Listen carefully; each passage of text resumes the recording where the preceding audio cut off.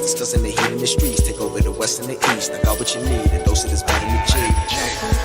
You rockin' with beast, discussing the heat in the streets. Take over the west and the east. I got what you need, a dose of this vitamin G. You rockin' with beast, discussing the heat in the streets. Take over the west and the east. I got what you need, a dose of this vitamin G.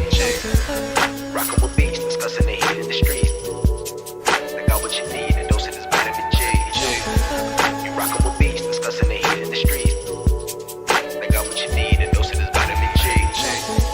You rockin' with beast, discussing the heat in the streets. Take over the west and the east. I got what you need, a dose of this vitamin G. Vitamin G. Vitamin G. Got what you need. I'm on the outside looking in, and I wanna be back on the inside. I don't wanna be left on the outside,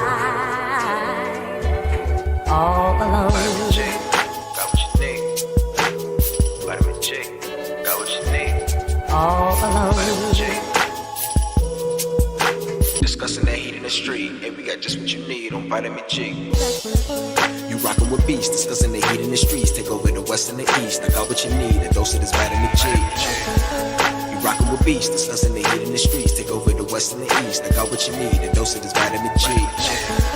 You rockin' with beast, discussing the heat in the streets. Take over the west and the east. I got what you need, a dose of this vitamin G. Rockin' with beast, discussing the heat in the streets. I got what you need, a dose of this vitamin G. You rockin' with beast, discussing the heat in the streets. Got what you need, a dose of this vitamin G. You rockin' with beast, discussing the heat in the streets. Take over the west and the east. I got what you need, a dose of this vitamin G. Vitamin G.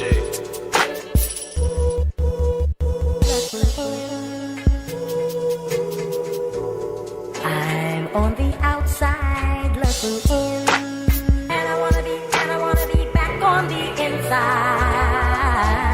I don't wanna be left on the outside, all alone.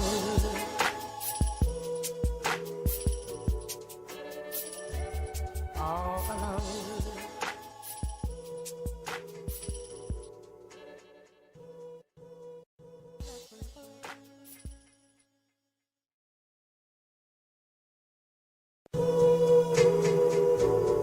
I'm on the outside looking in, and I wanna be back on the inside. I don't wanna be left on the outside, all alone. Vitamin G, got what you need. Vitamin G, got what All you need. alone. Vitamin G. Ay. You rockin' with beast, discussing the heat in the streets. Take over the west and the east. I got what you need, a dose of this vitamin G. You rockin' with beast, discussing the heat in the streets. Take over the west and the east. I got what you need, a dose of this vitamin G. You rockin' with beast, discussing the heat in the streets. Take over the west and the east. I got what you need, a dose of this vitamin G. Rockin' with beast, discussing the heat in the streets. I got what you need, a dose of this vitamin G. You rockin' with beast, discussing the heat in the streets. I got what you need, a dose of this vitamin G. You rockin' with beast, discussing the heat in the streets. Take over the west and the east. I got what you need, a dose of this vitamin G. Vitamin G. Vitamin G. Got what you need. I'm on the outside looking in, and I wanna be back on the inside. I don't wanna be left on the outside, all alone. Vitamin G, got what you need.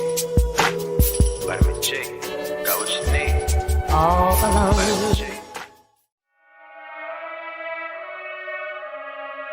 Hey, final round. I already know how I'm coming, man.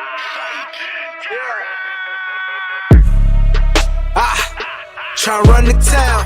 Tell no duck when they hear that sound. How they gon' come up now? Heavy as the head that'll wear that crown. I'm going pound for pound. And if it's about smoke, then we talk all of that. From an ounce to a pound. Take it, they biting this now. Cause my drip right up the seat. Hop could they be? Give me a couple of rounds, cause I'm a beast when I'm on vitamin G. You see this start crumbling now, mad struck start mumbling now. Get the gist, I ain't reaching for clout. Plot twist, I'm the one with the keys. Clock glitz, know they little half freeze. Different continents, I be torn. We living life, making yours look boring. See, we win at the end, it's a spoiler warning. Cause I keep heating up, I might blow the whole planet. They calling me toxic like global warming. But they keep tuning in once again and again. I'm the one at the top, just a formal warning.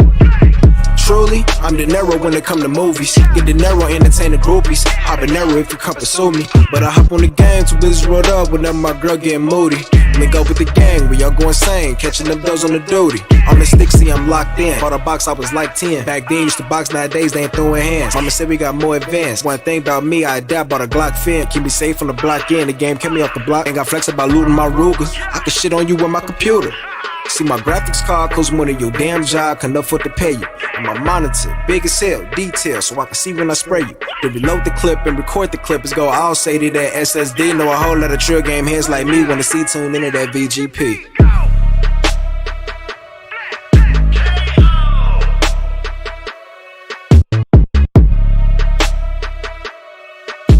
Take over the west and the east, and we got just what you need on vitamin G.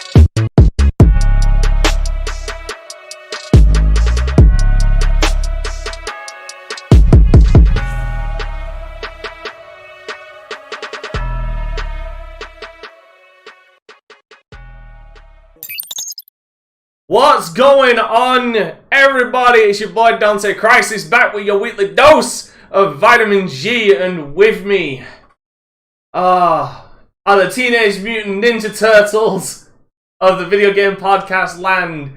Ladies and gentlemen, first of all, let me introduce the Raphael of the group. Zero, how have you been, man? What you been up to?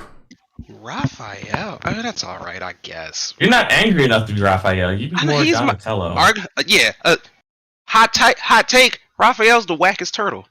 I said it here live. I know, I was going to say the goofiest for Omar, but I mean, I guess this whole thing just went out of the window, thanks. What is going on, people?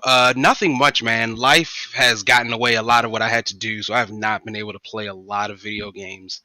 So which means I am still stuck with Guardians, although I'm pretty positive I'm very close to the end of it now. Now that I have some time off this week, I should be able to finish it up. Purchase Shin Megami 5 or Shin Megami, however you want to say it. But I will not play that game until I finish Bravely Default 2. So I'm trying to pour over Bravely Default as quickly as possible.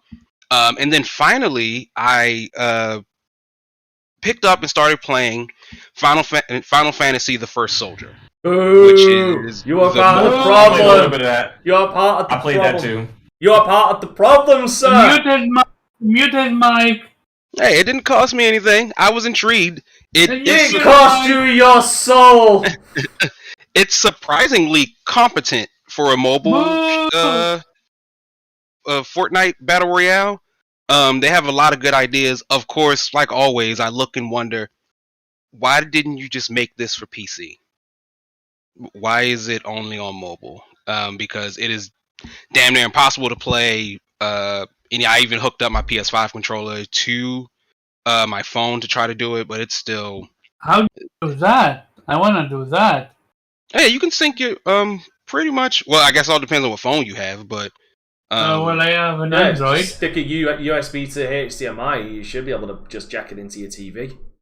Well, no, I do. Well, yeah. If you want to show it on the TV, I play it on my phone screen. But I have an Apple and an Android. But for my Apple, it was just a simple like Bluetooth pairing, which I imagine is the same for the Android as well, since it's a Bluetooth device. I know to make your controller discoverable, you hold the PS button and the screen share button, and it will start flashing. And then if you go to Bluetooth on your phone, you should be able to find it from there. And then boom jam, it starts to work. So it's a cool little game. I just really wish they did more with it. Probably doubt they will. So it's just going to sit there and languish in forever. I don't think I'll play it a lot, but it's got some good ideas. And, I think we might talk or touch on it briefly, a series doing at least something new in its space. So it's all right. But otherwise, that's been it for me. It just makes me wish that they put this much effort into the okay. It makes me wish they put this much effort into the franchise when it comes to, like... Literally everything else. Yeah. Because, like... I think Ever Crisis is gonna be the big one. This is like cool, but Ever Crisis will be it. Because I'm just thinking to myself, when was the last actual spin-off that Final Fantasy got on console? Like, I'm talking like... Is it Dirge? I think it was Dirge of Cerberus. Yeah, because Crisis Core came out and then Dirge of Cerberus came out after that. I'm assuming we're not counting like the new Yuffie DLC as spin-off, right? No, because that's continuation. That's gotcha. It's part of because Dirge of Cerberus would be too, right? Like Dirge of Cerberus was. I think that was after the events of 7. Okay. But I mean, no, the Luffy stuff could be considered a spin-off thing, but it's DLC to an actual game. It's not a standalone game where Dirge of Cerberus and Crisis Core were standalone spin-offs, just telling stories of different characters of that universe. But I just can't think of any other. I can't think of one outside of those two. Personally, while I enjoy the world of 7, I think it's great. Like, I think Battle Royale probably suits itself better to like the world of maybe 8. With, if you wrap it around the idea that all the Gardens are competing in this thing, and it's maybe sort of like a training exercise. Because like the first soldier thing seems to be expanding the program, but unless you're like deep into it like Pharaoh, like I don't know how much there is like information to be gained from here outside of the fact that we just needed an excuse to make a battle royale, so we sent a bunch of quote unquote soldiers to fight each other. Well, I think the battle royale would be cool if it had little minute story beats after each fight, but I don't think they have that. No, it's straight as is. I played like 2 matches. And I think if they had little story beats, nothing crazy, but just kind of like giving people the history of Soldier, like through this game, like outside of like. We might need to play a little bit more because all seasons are named. So this season I think is like called The Rise of Shinra. Yeah. So maybe like the seasons will be like dropping hints about like what's happening and what's going on. Maybe, but if so, I'll just go on YouTube and... Exactly, I'm not about to play it. Watch the cutscenes, yeah. Alright, well, I'd say let's move on to, let's be fair, the Leonardo of the VGP. Pharaoh, what have you been up to? Because, I mean, let's be fair, you are the self-professed coolest and possesses a relevant calm and a rebel heart. So, so what have you been up to? Well, I've been playing First Soldier like he was. I played a couple matches. A lot of Forza. Did some Madden streams. And I think that's about it. I can't... Whatever my son makes me play. So we've done a little bit of Assassin's Creed Origins this morning. Some Pokemon. Avengers. Oh, I played Battlefield. 2040, is it 2042? Yep. Played that. It is now the sixth most disliked game on Steam. Yeah, I played that. I mean, it was interesting. So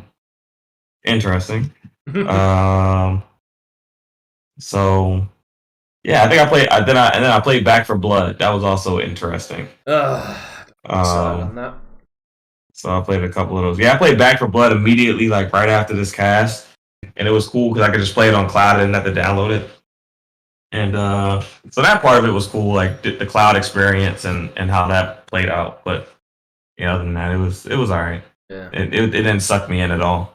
And they're doing everything in their power to fucking shoot themselves in the head as many times as humanly possible at this point. Yeah, I got to get back on that Halo because I know it's gonna be something that's gonna be played for a while. I can't suck like I did on the show. Yeah, me and Juba, we were tearing it up. I got receipts on that one. I got some fucking receipts on that one. It was fun. I believe it. Alright, and speaking of Jubei, let's move on to the Donatello of the group. Jubei, what have you been up to? Are your dreads stuck in the ceiling fan again?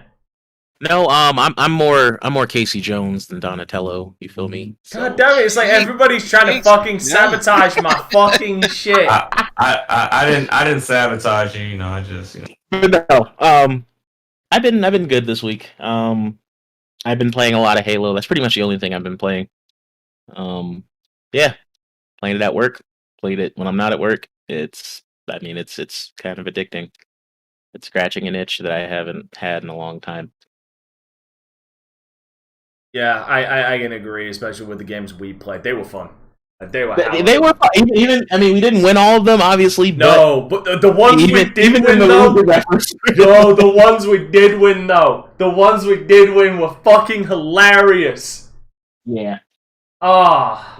I did finally get that stupid shock rifle achievement. Okay, so we're all in agreement though that they are stupid. Like now that we're back to some of this shit is like arbitrary as fuck. Like literally. Like, so now we can all agree now. Now that we've actually got a hands-on long experience with it now. This whole thing for the battle pass isn't entirely a good idea. Well, no, I'm not talking about the battle pass. I'm literally talking about the Xbox achievement. Okay, the Xbox achievement. Okay, well, I mean, the achievements are different, but I still think the experience for some of these things for the battle pass is kind of dumb. Especially having gotten my hands on some of them and seeing what they are. I like that there's one daily that you can just keep doing over and over and over again, but it just gives that's your match completion. Yeah, bonus. but it's like it's like the minimalist goddamn amount. But all they need is performance based XP, and they do. I will fully fucking agree with that. There's no incentive to win. If you know you're gonna get the same 50 points as somebody else just for finishing the game, you have no incentive to win at that point. Yeah, what they need is they need to add. Do you remember Battlefield 4 where they had the medal system? Where obviously you kill someone with C4, you get an explosive medal. You capture enough points, you get a conquest medal. Stuff like that. They need to add stuff like that to give you little bit extra XP. So you need XP for medals and performance. Like pretty much like so you can go 20-0. And if none of that shit involved a challenge that you had to do, you getting 50 points. You get nothing! You lose! Good day, sir! I have completed the weeklies twice now, prior to reset tomorrow, so... FC's thumb... clearly, FC's thumbs were not taken, it was just his goddamn knees. He was able to get on a fucking footstool and get to the top shelf to get his Xbox, because he's been playing a lot of Halo, I've noticed. Adaptive controller. Adaptive control. Why y'all do this, man, like this? Because he ain't here to defend himself and shut us up. Because I'm the one in control, so I'm gonna let free speech reign. That's why. Going forward, I'm probably still gonna be playing a crap ton of Halo till I finish this battle pass. I'm excited for the event that starts tomorrow for the samurai armor. So, yeah. And I'm also about to uninstall Battlefield right now because I got my achievement for my rewards points. I'm getting the shit off my hard drive. I'm good. Oh, by the way, 343. Fix the fucking Master Chief Collection after you broke it again. Jesus. How can they fucking break a game multiple goddamn times still? Because they love you, Dante. They love you. Oh, no, you can fuck right off. That shit's been... fuck off. Anyway, moving on to the Michelangelo of the group. Omar, what have you been up to? Nice, I like Michelangelo. Borderlands 3. I bought the DLC. It got additional gameplay It got additional skill tree that you can use for every single character, so I'm looking forward to that. Other than that, yeah, no, just that. I'm playing with my kitten, and that's about it. Alright, cool. And as for me, the splinter of the group, I'm just gonna put this on screen while we watch, so you can watch someone who actually is semi-competent with Halo. Sorry, Farrah, I'm doing you dirty now. Yes, was playing some Halo Infinite on Friday last week. It was actually a lot of fun, a lot more fun. Honestly, I actually think this is the best. Having played the Master Chief Collection and the multiplayers that they entail, I will honestly turn around and say this is probably the best Halo multiplayer I played. I love the movement. I love being able to move around as freely as I do. I love the power-up systems. I love everything about this, and I like the fact that the default rifle is actually worth a damn now and doesn't immediately lose accuracy after like fucking 2 shots. You can actually keep on target for about 10 shots, and then that's it. One question about Halo. So there's no Slayer? Oh, you mean yeah, there is Slayer. Yeah, it's just you can't pick what mode you play. It's randomized right now. And hopefully by the time official launch happens on the 8th of December, we'll be able to go in and pick the mode pick what we want, like heavy battles and stuff like that. And there's me running away with the fucking flag like a thief in the night. Just got behind the dude who brought our flag to his point. You congratulated me for that because I was such a sneaky bastard. But yeah, no, it is a lot of fun. Like, again, the weapons actually feel like they do something. It's not like absolute just dog shite, like, no offense, like some of the other Halos were. Like, an assault rifle, you have no chance at medium range engagements most of the time. Aside from that, I played some Phantasmaphobia today. I will eventually get Jube to play it because I hate him. I tried to play Halo 2, but like I said, the game just keeps booting us. It keeps disconnecting us to the main menu during Delta Halo for some fucking reason, and I'm blaming Season 8 on it and 343 for that. What else? Finished part 1 of the Citadel DLC for Mass Effect 3, which has been fun. Going to be finishing that up this week, and then in 2 weeks I'm going to be done with Mass Effect 3 in general, and next on to Kingdom Hearts. What else is there? Oh, I've been playing some... Oh, actually, I've been playing some Fire Emblem Three Houses and Skyrim again. Just to give you an idea of how long I've not played Skyrim, I forgot you could sprint in Skyrim.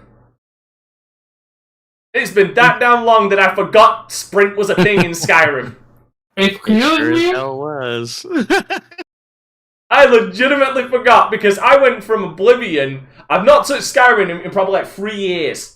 In 3 goddamn years, I've not touched Skyrim.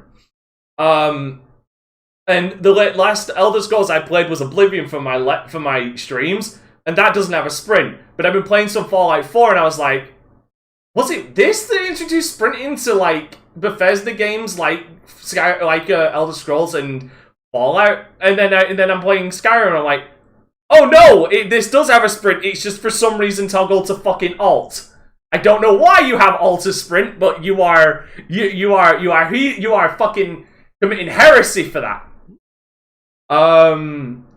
But yeah, playing Skyrim again has been fun, especially being able to mod it. What else? Yeah, and I mean, Fire Emblem Three Houses is Fire Emblem Three Houses, and there's a reason I've got over 1,500 hours into it. There's a goddamn reason. Alright.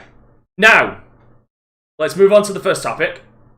And honestly, it's a good thing that we're moving on to... This is going to be our first topic, because I actually have like the perfect GIF for it. And our first topic is going to be the industry speaking out against Activision-Blizzard. And these accusations that the CEO knew about a lot of these cases. Now, I'm not saying that people are going to be doing it, but I'm saying for future reference... anytime someone wants to take the side or the other side for any other reason, if you guys would not mind opening the stream just to have a look, because I have a very specific GIF or a GIF. If anybody decides they want to try and defend the other side, I will have this ready for them.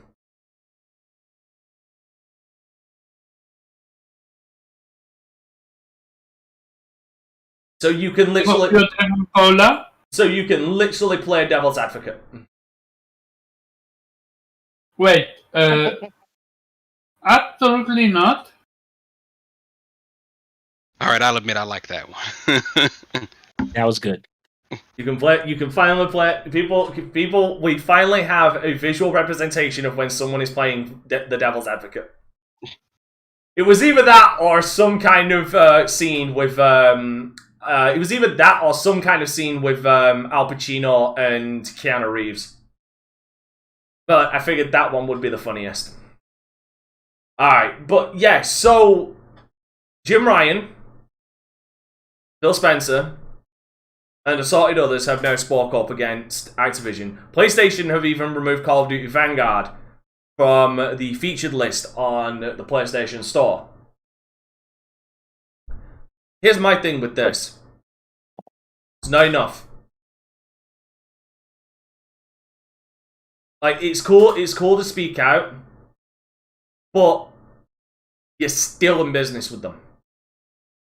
Like, you're not putting down enough of a foot on this kind of stuff. Like, people, in my opinion, I think it's cool finally that people are speaking out. Finally. I mean, for fuck's sake, I've been saying Activision is the devil for fucking years. No one's listened to me. But that's besides the point. But this to me, we've reached critical mass at this point for me. This is now going to come down to a case of money needs to be put where your mouth is. With companies like not just Xbox, PlayStation, everybody. Money needs to be put where their mouth is. If you really are going to say these things, your actions need to speak louder than your words at this point. I'm just giving my take before I get other people's opinions on this, because, like I said, Phil Spencer has said that he is evaluating all aspects of our relationship. I believe he was referring to their relationship with Activision-Blizzard. Deep concern with Activision-Blizzard, according to Bloomberg, adding that we do not believe our statements in response properly address the situation.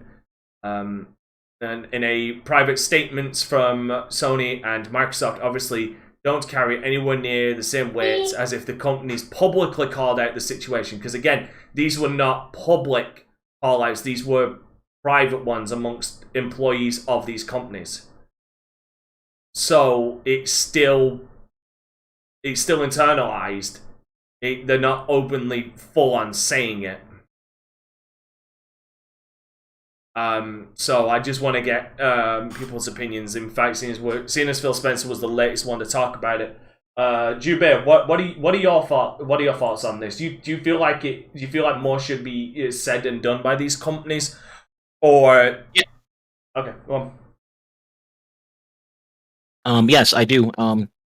Actually, I was just talking about this over brunch yesterday.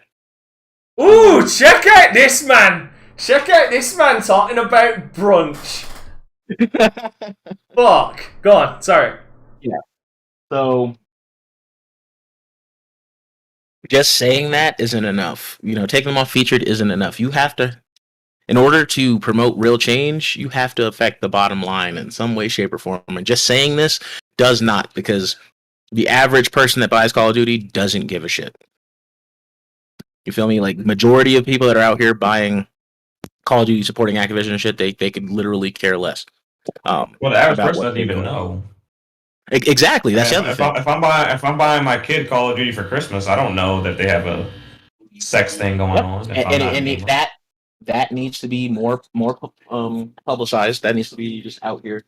And honestly, they need to delist some of those games. Like, I understand you get like a 30% cut when people buy those games, but in the long run, you're not. You have other games. You feel me? You're not gonna. Your business is not made or broken by Call of Duty, especially when you have your own first party. So, I think the next step would be honestly delisting the games until change is actually happening. Because the fact that like, you know, the people part of the board can be like, hey, we want to oust this guy, but the board's like, nah, and these rules don't apply to him, type shit like that. That's absolute bullshit. Worst part is just to give you guys just massive kind of just a massive thing on this guy as well. This is the same Activision CEO who's gotten like multiple bonuses. I believe at one point he got a massive bonus while everybody else was getting pay cuts as well. And also, like, I'll take the minimum. He's like, I'll take the minimum wage. Bitch, you just made $120 million in bonuses. Fuck you. Yeah, exactly. And I'd also like to point out I'm you know what? I'm gonna stake my reputation on this right now. I'm gonna stake my reputation on it. He's going to be asked to step down, and he's going to be given a very generous severance package. He shouldn't get shit. He's going to. That man's bonus was his severance package. Get the fuck out of here. No, that's going to happen. I'm willing to stake reputation on it. That will happen. He is probably right now in negotiations to say, I will step down for X amount in my severance package. He's sitting there talking about, oh, he'll step down if you can't fix it. You were part of the problem, bro. You need to be removed from the equation. So we're past the point of you trying to fix it. Alright, well, so we know you want more done. Zero, as the lowly man on the totem pole, given the fact that Nintendo don't get Activision games, what are your thoughts on this? Is it just being done? No, it is very close to what, you know, we talked about this earlier when it sort of first broke. And my concern was, you know, who else knows? Because this wasn't a one-off incident. This was a culture-wide problem within this business or within this organization. And anyone who spent any time in like corporate America just for like a little bit just understands exactly what's going on and why it went on for so long. And, you know, people like Bobby K, there was never a point in my mind where I believed he didn't know what was happening. That's just not how this works. You don't. And if he didn't, he's garbage at his job. Just like Exactly. the HR lady that said she didn't know. Like, Exactly. What the fuck are you doing then? Yeah, the lady who came from the Bush administration, who should already know better because like working politics is even more like volatile than sometimes corporate America, and like being on your P's and Q's about what people are doing and how you might have to hide that, you know, occasionally. There is no excuse for like what happened here. And no, it's funny. I actually listened to a podcast about EA today. Just the history of it and how it got from where it started to where it is today. And one of the things that is, I think, disheartening, but as a person who always advocates for like more change, we, particularly us as quote unquote capital G gamers, we are the 250 million to the 2 billion that exist, right? So 250 million of us can say, no, we're not going to deal with EA anymore or Activision anymore. The 2 billion are still going to probably play, but it is mainly up to the 250 million of us to make it a thing. I mean, we need to push this further into the news because that's what we're able to do, so that when people log into Twitter, it's on their trending topics. And this is anyone. This could be your parents. This can be your little cousins who don't play anything. This could be the guy who like thinks video games are for children.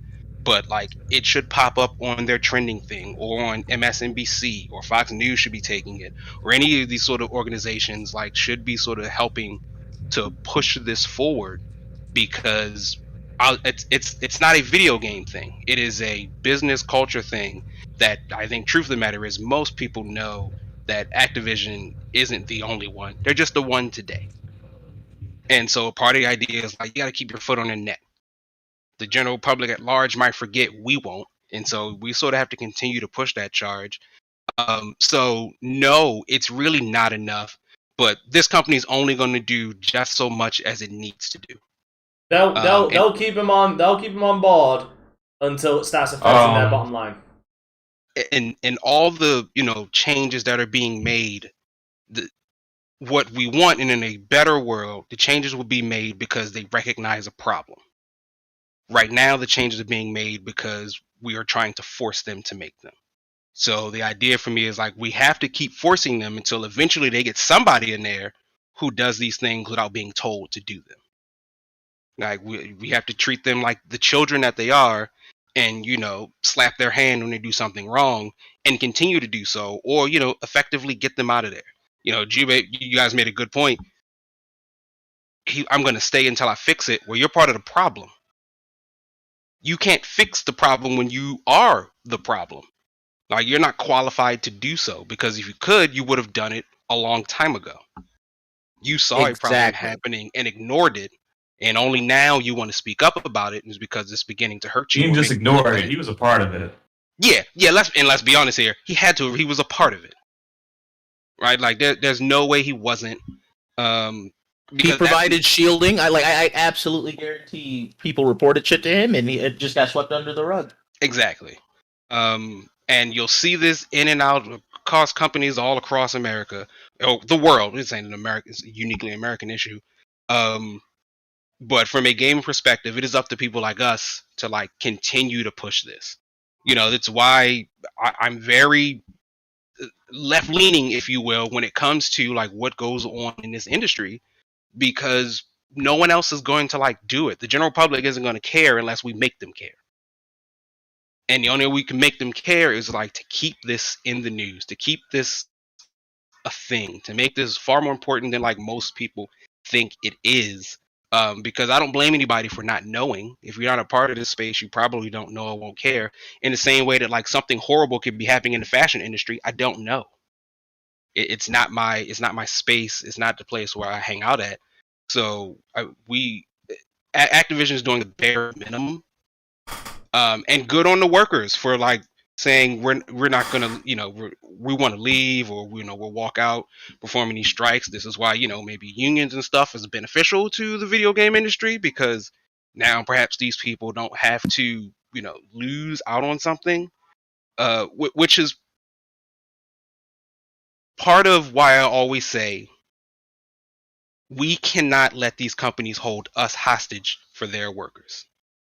Meaning, when we boycott early when this dropped, the idea was, well, we should just remove the bad actors because there are good people here who are working. Unfortunately, they're so very closely tied that in order to even get to the bad actors, the good people are going to have to get hurt. The benefit here is that the good people, we can get them some level of protection so they don't have to deal with this. Or enough of the good people will walk out that it'll eventually also hurt the bad actors, and the good people can go find something better, or come back to a company that is frankly better for them. This is why when we was discussing this, when the allegations first came up, I was very staunchly on the, we know it's Blizzard because it's come out from Blizzard, so I can avoid Blizzard games.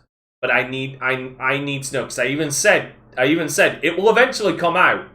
I even said, once this shit starts going through courts and people start looking more at this with a magnifying glass, more will come out. And guess what? More did. So I was right in that regard. But now we know it goes all the way to the top.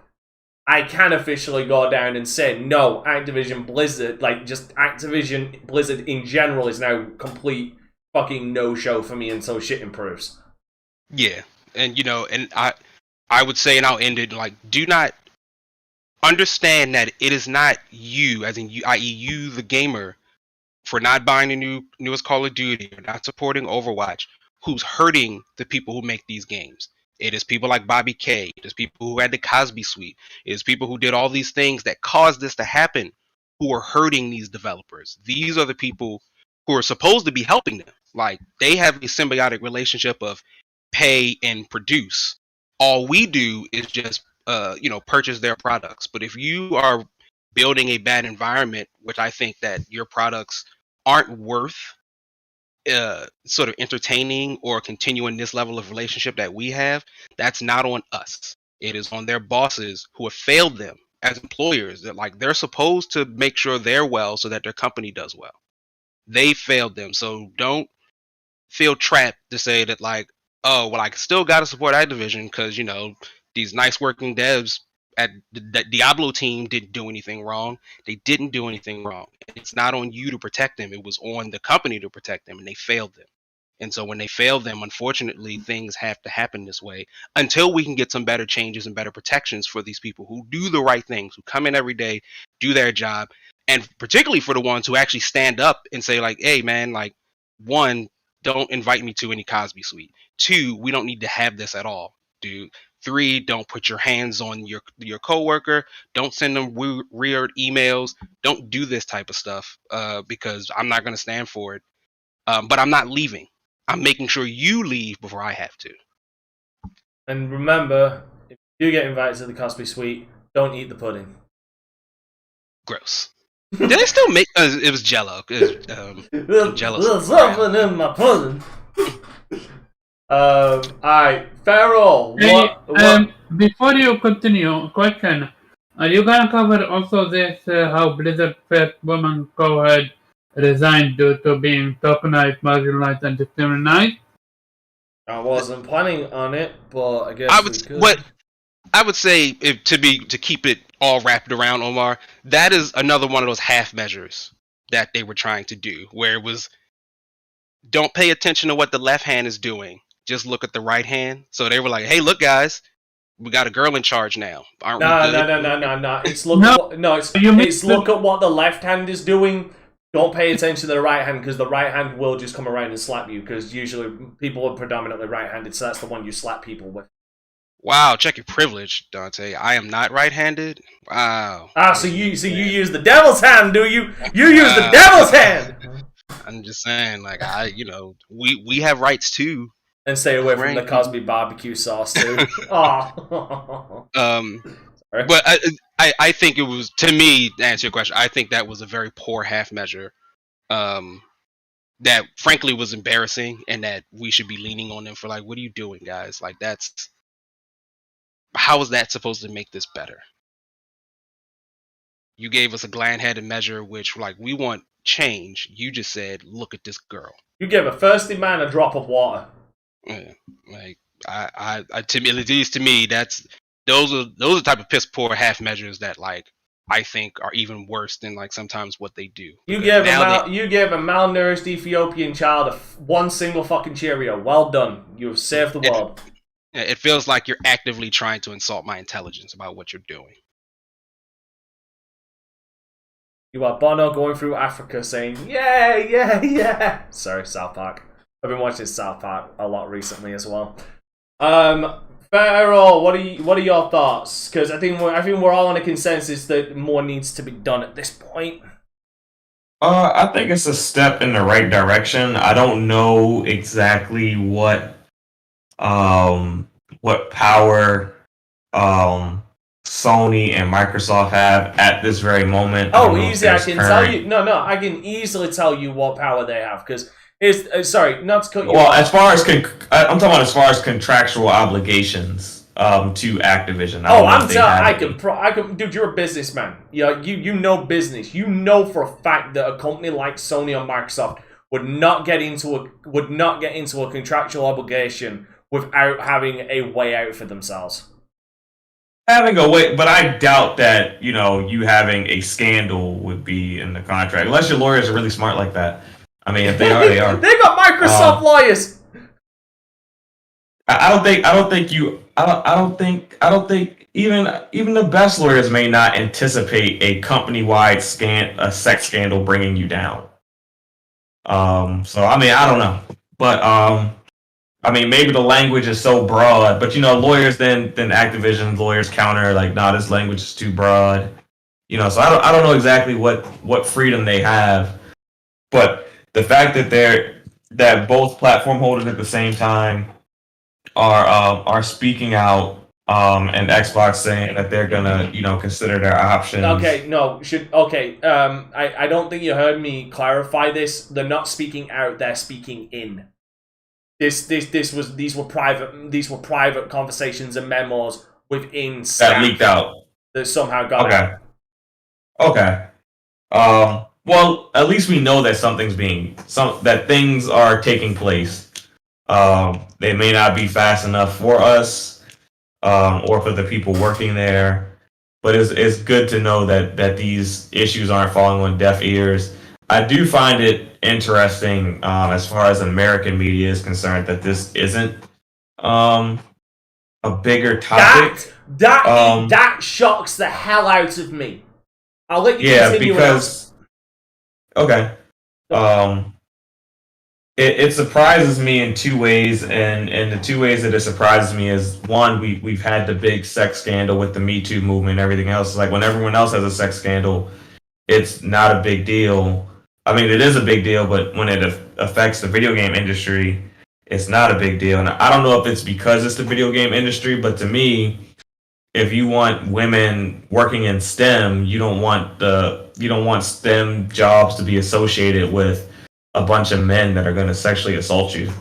So, don't tell a girl to work in IT or computers if she's going to get raped in the server room, and no one's going to do anything about it. So they're just performing maintenance. Yeah, so that's not that's just not what we want. So I do think that the American media has dropped the ball on making this a bigger issue, but I do take some level of comfort that Jim Ryan and Phil Spencer are looking at what they can do to kind of be heavy-handed on a publisher like Activision. See, for me, the reason why I'm fucking surprised American news media has not latched onto this like the fucking parasites that they are. Both sides are parasites, let's be fair. Is because, for one, the Me Too thing, like, places like CNN and shit, they will go out of their way to just keep running the news cycle about this kind of shit. But with this Activision thing, it's completely goddamn silent. The other reason... And it's big because they're being sued by the state of California. Like, it's not a small story. Like, that's the crazy part. Exactly. The other thing, and this predominantly goes towards the other side of the media, they have been fucking taking every opportunity to demonize video games and the video game industry for fucking 20 plus years. This is easy. This is an easy layup. It's a layup. This is literally handing them the fucking shotgun and standing all video game makers are rapists. Inches away from the broadside of a fucking barn, and they somehow still missed. Yeah. Like, just that's where it shocks me. Both sides have something to gain to push their own narrative, but for some reason they're not touching it. Not that I want them to touch it. Actually, probably about the sexual harassment things, I would want them to touch on that and get it out there. But like, you'd think that given the agendas and shit of both sides of the American news outlets, they'd be all over this like a pack of fucking wolves, but they're not. It's amazing. I bet you if I DM'd AOC, she'd make a big old deal out of it. Oh yeah, she wouldn't shut the fuck up about it. She'd be live tweeting on fucking Twitch, just running her fucking mouth off, just not shutting the fuck up. Like all talk, but no fucking action. Oh man, not to get into politics, but yeah. Oh no, like I didn't want to make this political either. Jesus. So I looked up one thing. I wondered too, and I don't do media, so it's just it's more of a hunch than anything else. But you would know, because people that don't care about video games, like, you hear about that Activision they'd thing? be all over fucking Facebook and Twitter. No, not I don't do media as in like that. I mean, like, in the same way like Pharaoh understands business, like that's media. Understanding media isn't my forte. However, November normally for most TV things is sweeps month, and sweeps month means that like what you need to have is what's popular and what will get most eyes on you. And while video games do bring that up occasionally, like we've got a lot of stuff currently in the US specifically that like draw more eyes than what's happening over at Blizzard and Activision. I wouldn't be surprised if any of the networks are just saying this isn't going to get us any numbers. And it's Sweet Smoke. We need our numbers. Like this is the time to re-up on all the numbers we need starting into the new year. The hole in that logic, the slight hole in that logic, is this shit's been going on since fucking August. Oh, very true. But August, September, October, November. It's been more than 6 months. I think it's super broke like for most of the world. Like, it's been like, I feel like it's been forever. Yeah. No, that's just because we're living the Matrix. That's why. But again, just a thought. Just a thought. It's like they need, for lack of a better term, they need something sexy, and video games still aren't sexy to them. No, but like, let's be fair to CNN, and like let's be fair to like the more left leaning news sites. Big giant sex scandal. Basically putting down like that kind of shit. That is news for them. That is sexy news for them. I don't disagree with you, and Dante, I feel like there's a guy like you in the station trying to get everyone else to believe that and understand that, and they're ignoring them. I want to just for 1 second. Yeah, Omar, I want your thoughts anyway, because Pharaoh's done. So yeah, I want your thoughts now anyway. Oh shit. I want to ask a question. When the wrestling shit happened, was that covered by the news media? Wrestling, as in what?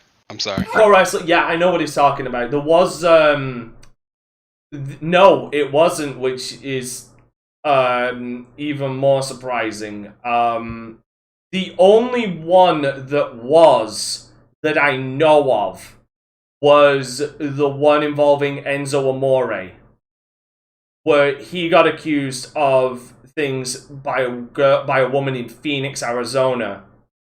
Turned out to be a lie, right? Hold on. Yes, she ended up being a liar. Like, TMZ was all over that shit. Like, TMZ were the only, I think, were like one of the few news stations actually full on covering it, and she ended up turning out to be a liar. No one reported on that. And there was later ones involving certain people. I think Velveteen Dream was one of them. I think Wolfgang was another. But no, you are right. These were not. Those were not covered. I don't believe I saw them covered in in the media either. And these massive, like to the point, a few people got released. So for the people that don't know, there was a moment where even shit happened in wrestling, and people came out and exposed a few wrestlers. And companies like AEW and WWE and not Lucha Underground, Impact Wrestling and other one, what name? Ring of Honor.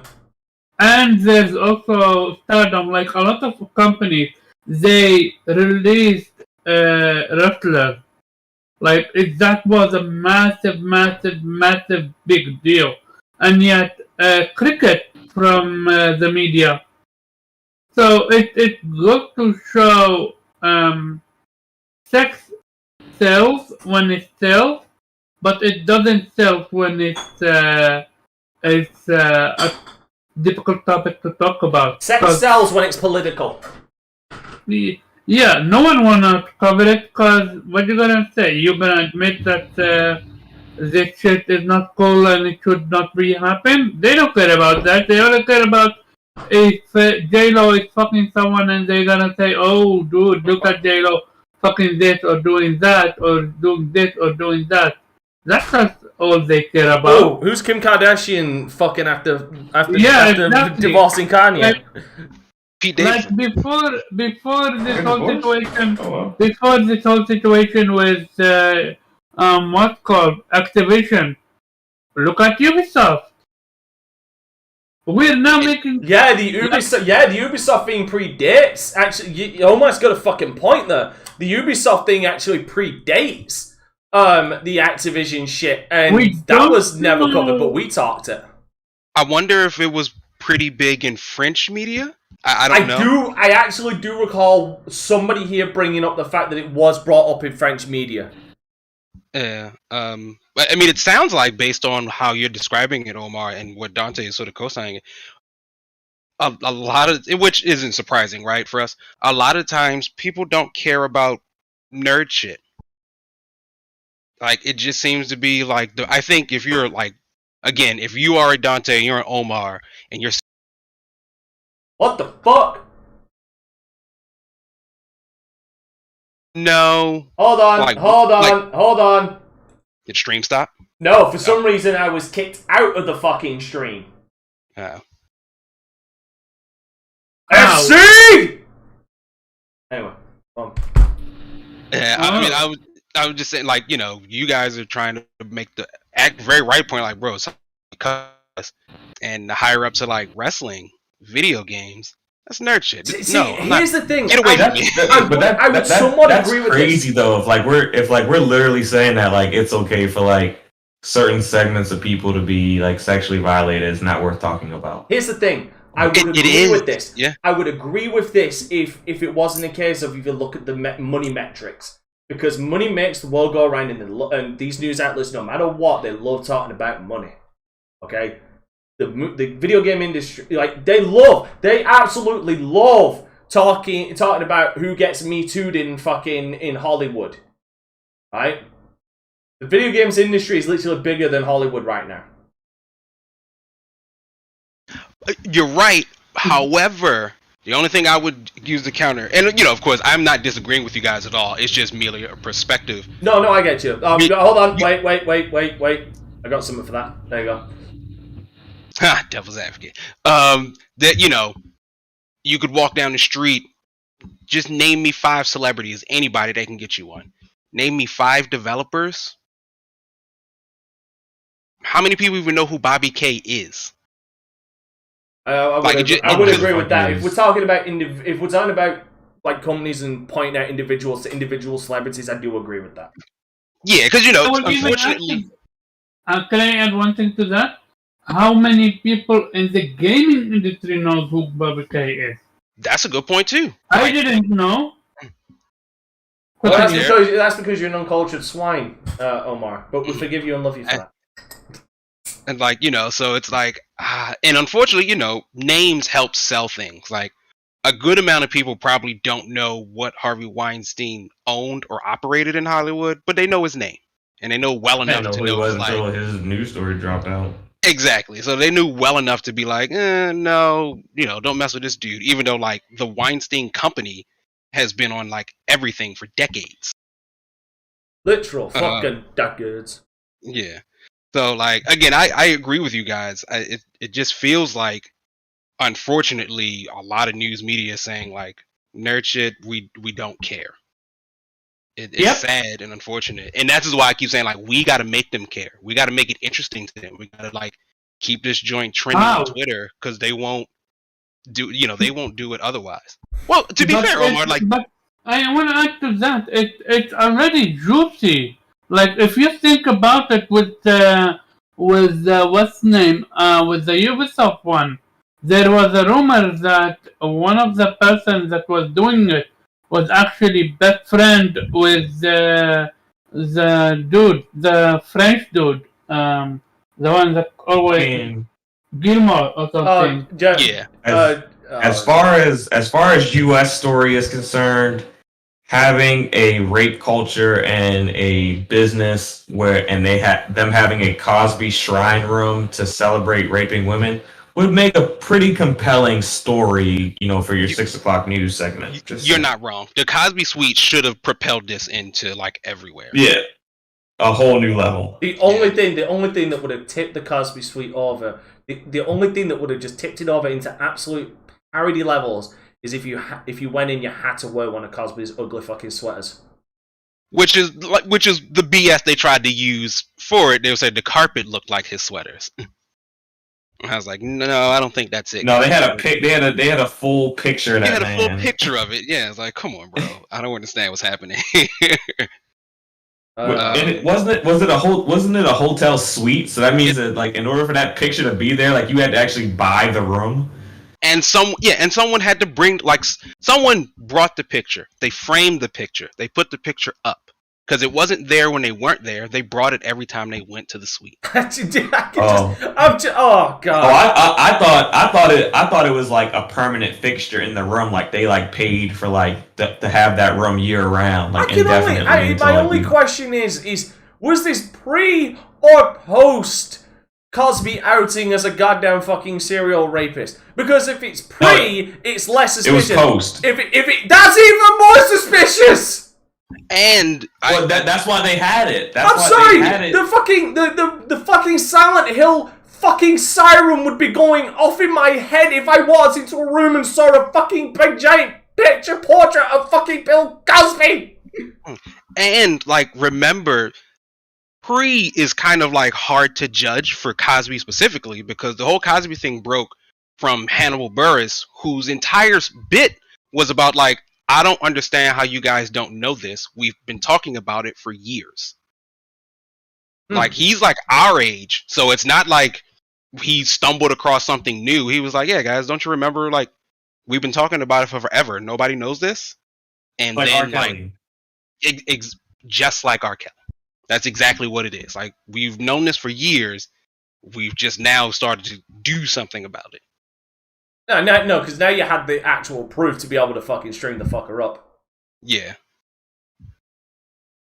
Then again, I think him trying to marry his underage, the underage singer he did a fucking duet with was the biggest fucking red flag. It should have been. No, his own album was the biggest red flag. He said he liked girls 16 and under, so that was. Yeah, age ain't nothing but a number and all this type of stuff. I mean, and again, the Boondocks already covered this. That was literally the first episode of the Boondocks. Episode of the Boondocks is that the trial of R. Kelly. The black community knew exactly what the fuck was going on with this man. Like when I was going to Howard, like I had friends that like from Chicago, like, yeah, dude, that dude's a creep. That dude be downtown just trying to pick up girls and shit. Like, we're surprised he hasn't been arrested yet. Yeah, my barber is from Chicago. He said the same thing. Yeah, like now, like motherfuckers knew, man. Like we knew.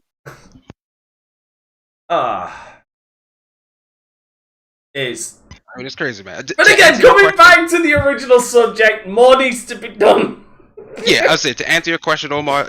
You know how we are, particularly gamers. Like, we are very loud on Twitter. Just continue to be loud about it. No, we're loud for short durations. But yeah, and just continue to be loud about it, and don't feel bad if nothing happens, like, because you can't particularly change the world all by yourself. But my always process is, at least you're trying to do something. All I need is a fuck ton of radiation and a little bit of luck, and I'll get superpowers. Then I can change the world by myself.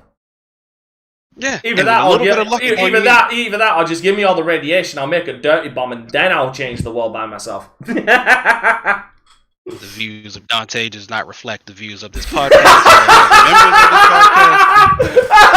That's clear. I love that you've actually got to say that. What are the fucking chances that I would get those materials to do that? What the fucking... never know where we might wind up tomorrow. One day Starbucks going to sponsor us. So. One day Starbucks is going to sponsor us.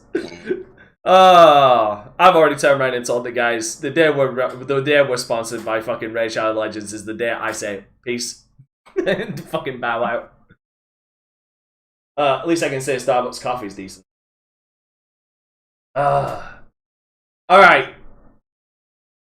I think it is time, unless Omar has anything else he wants to add, because I mean his Lord and Savior Jim Ryan and on the Sacred Shrine known as PlayStation have removed Vanguard from the feature. Do you think that's enough, Omar, or do you think more should be done?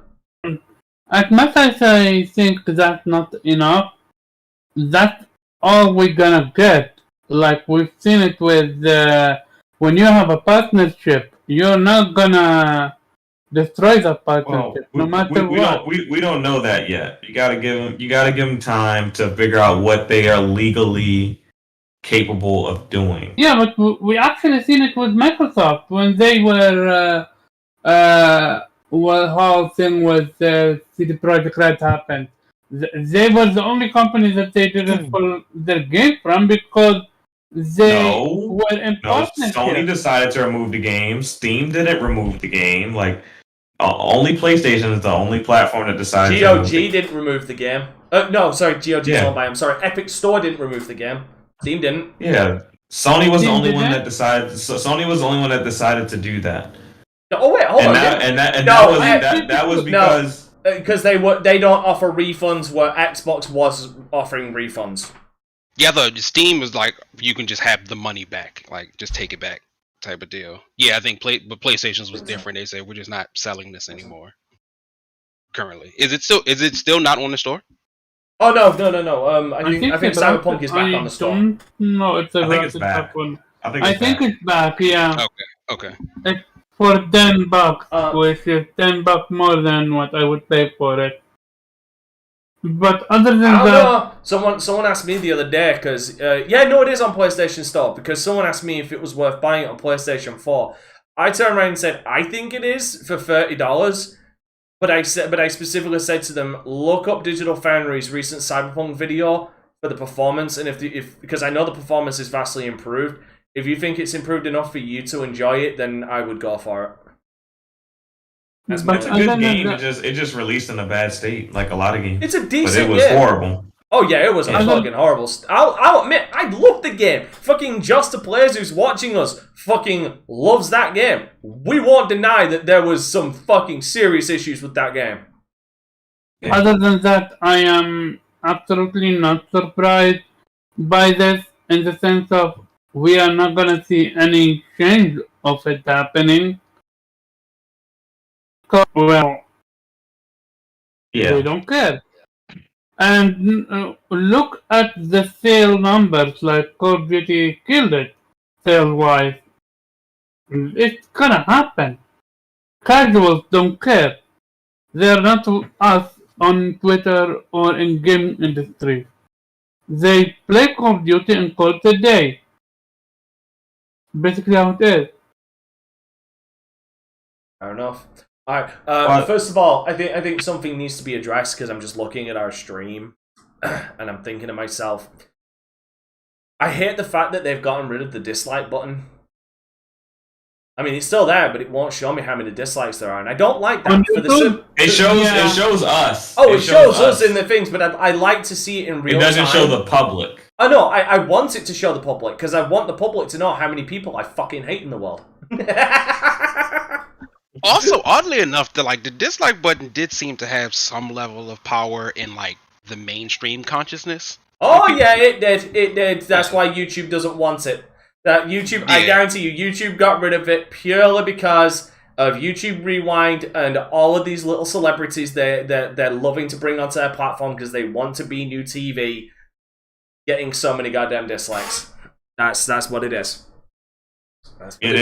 Yeah. You know, like that Spider-Man Miles Morales review that IGN did that was completely bogus. They don't want those anymore. They don't want those dislikes being public. Okay, ladies and gentlemen. We just gotta kill them in the comments. That just means we just gotta kill them in the comments. That's all. Fucking slaughter them! Bring me their heads! Okay. I mean, at first it was just a simple dislike button. Now it has to be the full force of, they think this is going to solve it. It really isn't, because now the comments are just going to get it even harder. Yeah. The new trend is going to be, I kid you not, is going to be, I dislike this video, and either comment upon comment saying I dislike this video, or just one comment saying I dislike this video with hundreds of thumbs up. Or the person that was or it's that simple person that would have just left a dislike button that's now just gonna unload their complete thoughts. Since I just can't hit this dislike button anymore and people can see it, I'm just gonna let you know what I really think. Mm-hmm. Yeah, I think YouTube massively misunderstands their audience. No, they actively hate their audience. They don't want us no more. They don't. They really don't. They want the mainstream. They want the people that can cross over to the mainstream. They want to be the new mainstream. Anyway, moving on to the main. Speaking of mainstream, I think it's time we move on to the topic we're gonna be here for a long time because I want to Talk about games. Yeah, Yes. we're talking about games. We're talking about games. Let's talk about the Video Game Awards. Fuck. And we're actually going to break this down category by category. Fuck the esports stuff because I personally don't care about that, and I don't. I wouldn't say it's that I don't care about it. I don't watch enough esports to have a solid I justifiable. don't think any of us really pay attention to it that much. I only watch cash. I try to. I used to follow Overwatch League pretty heavy. Yeah, I would. You know, if it was before you guys get started, I just want to, interested. you know, in honor of last week's topic, or was it 2 weeks ago's topic, I just want to congratulate Microsoft on having the most nominations. Good for you, Microsoft. I'm glad to see you in the mix. You know, we had that topic. You know, is it time to stop criticizing Microsoft? And you know, yeah. Now we got to criticize them on. Now we got to move the goalposts and criticize them on how many nominations they start to get. How many awards they actually win. They need 30 instead of 20. Actually, I don't think they have the most. I think this is the most nominations they had. I don't think they actually have the most nominations. They have the most this year. I don't think they do have the most. I think. I mean, we're gonna. We'll actually, go through, but they were number one, and I think it's EA is number 2. No, I mean in all categories. Like if we add all the categories together, I don't think. Yeah, they listed nominations by publisher, and Microsoft was number 1. Huh, interesting. All right. Well, speaking. I can look up the image in my phone. Yeah, go find it for me. I have it on my phone. While I bring this up, because I also want to talk about. Like I said, I want to break down each list one by one. Talk about the nominations. So, best game direction, which I assume is like obviously the direction of a game, how it flows, how it all comes together, stuff like that.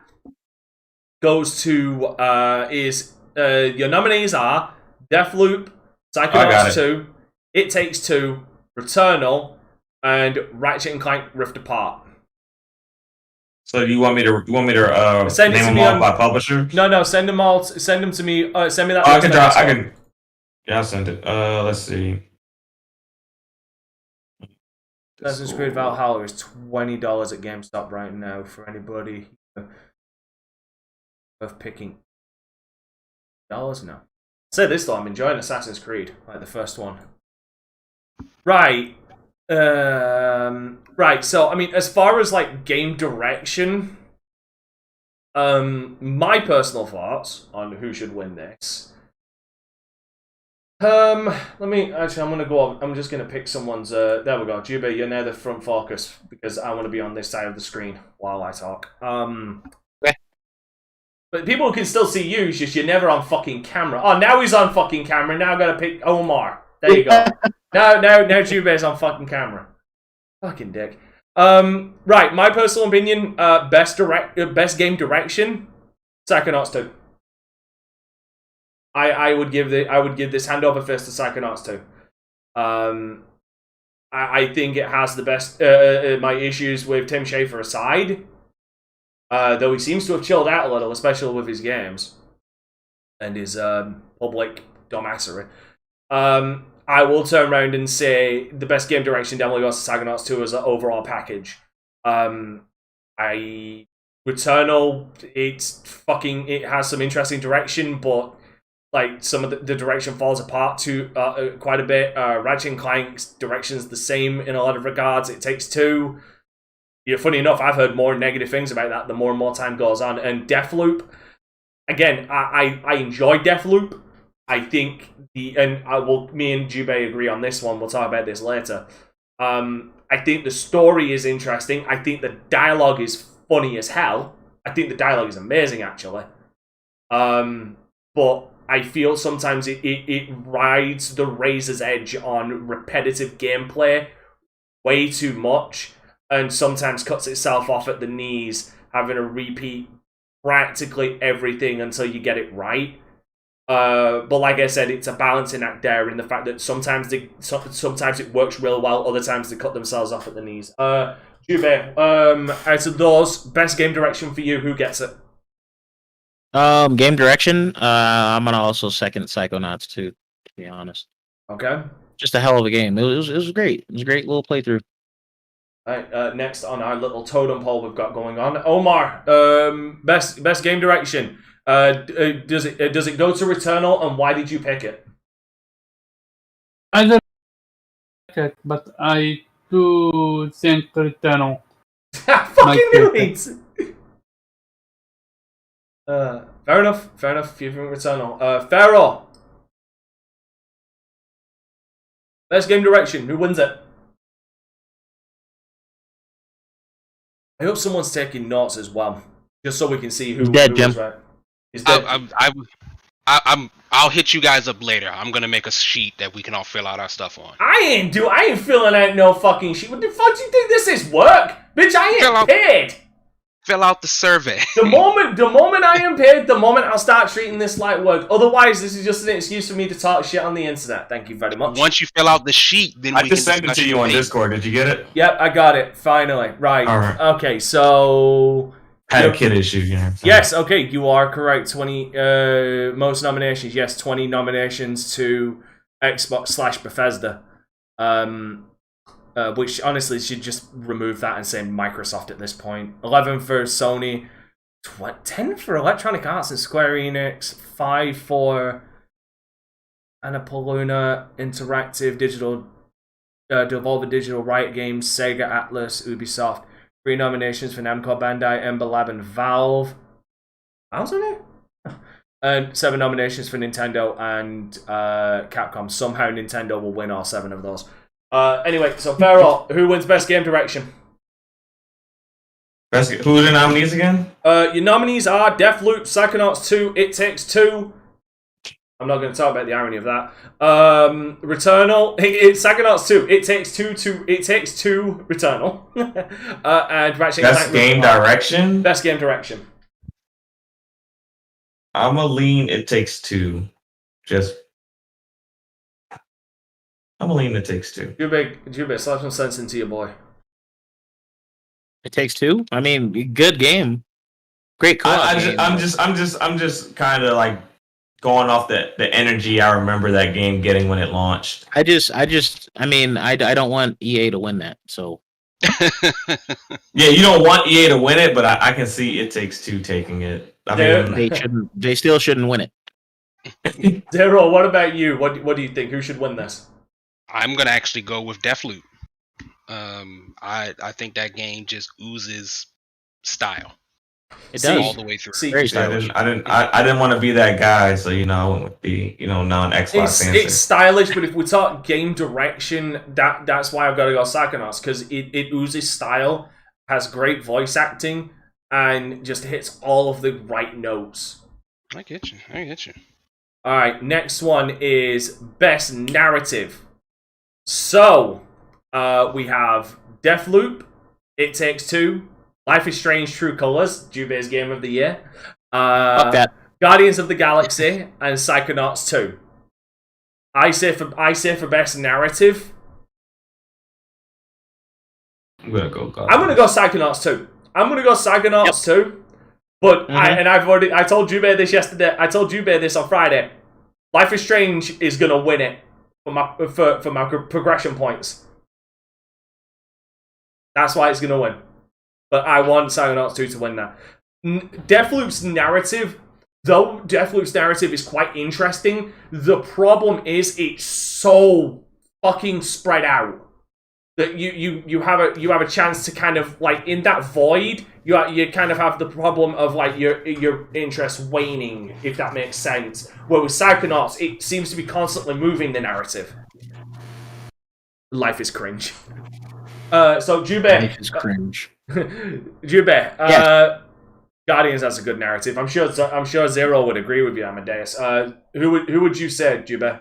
Who wins Best Narrative? Psychonauts. Okay, cool. Don't need any more than that. Omar, who wins Best Narrative? I have not played Take Two, but from what I've seen, I think it Take Two. He's gonna do everything within his power to pick anything that isn't Microsoft. Pharaoh, which one wins for you Best Narrative? I think it's going to be between What? Guardians But and Psychonauts. what is Microsoft and not Microsoft? Like, I want to play Take Two. I would have played it with my friend. I love how he gets so fucking uppity when I'm fucking with him. So hard. Zero, what about you? Who do you think is going to win Best Narrative? As much as I enjoy It Takes Two, I gotta give it to Guardians. Fair enough. The late rare in his face. And Omar, you're boycotting Psychonauts 2 because it doesn't have the full feature set. I'm boycotting it. Yeah. Okay. Right. Well, Best feature set is on Xbox. Best art direction. So, Deathloop, Kena Breach of Spirits, Psychonauts 2, Ratchet and Clank Rift Apart, or The Artful Escape. Purely because it hits nostalgia bubble. It pops my nostalgia bubble. It pops it so goddamn hard because it looks like a Pixar movie brought into a video game form. I've got to give it to Kena Bridge of Spirits. I'll admit my bias there. I will fully admit my fucking bias. It just hits my nostalgia so fucking hard just looking at this game and seeing, oh my god, it looks like the Pixar movies I was growing up with as a kid. I'll admit that. I'll admit my bias. Jubei, I know it's Psychonauts 2 for you. Yeah, actually, it's a tie. It's either Psychonauts 2 or Artful Escape. I was saying, I just knew you were going to be like, it's Artful Escape, dog. Like, bruh, I loved my time with Artful Escape.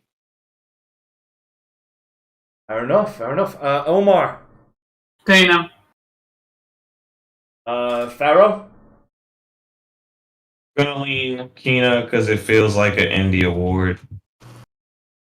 Actually, I think it's up for an indie award. Actually, I'm just saying, like best art direction. Like it's like it feels like something. I feel like I feel like some of these awards are put out there for like kind of like so everyone's included type of award. Like so basically, you're saying these are participation awards. Yeah, some of them are. I think some of them you put out there, you know, just so that you know somebody isn't left out. Oh no, we'll get to them later. I promise to you, we get to them later. They actually have some awards here that scream participation trophy. Zero, what do you think? Hold on. This is another. Jubei.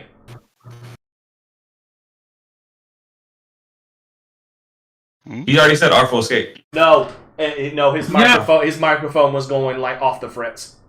Oh, okay. Like it sounded like someone was literally pushing like a static wire towards his microphone. Anyway, sorry, Zero, go ahead.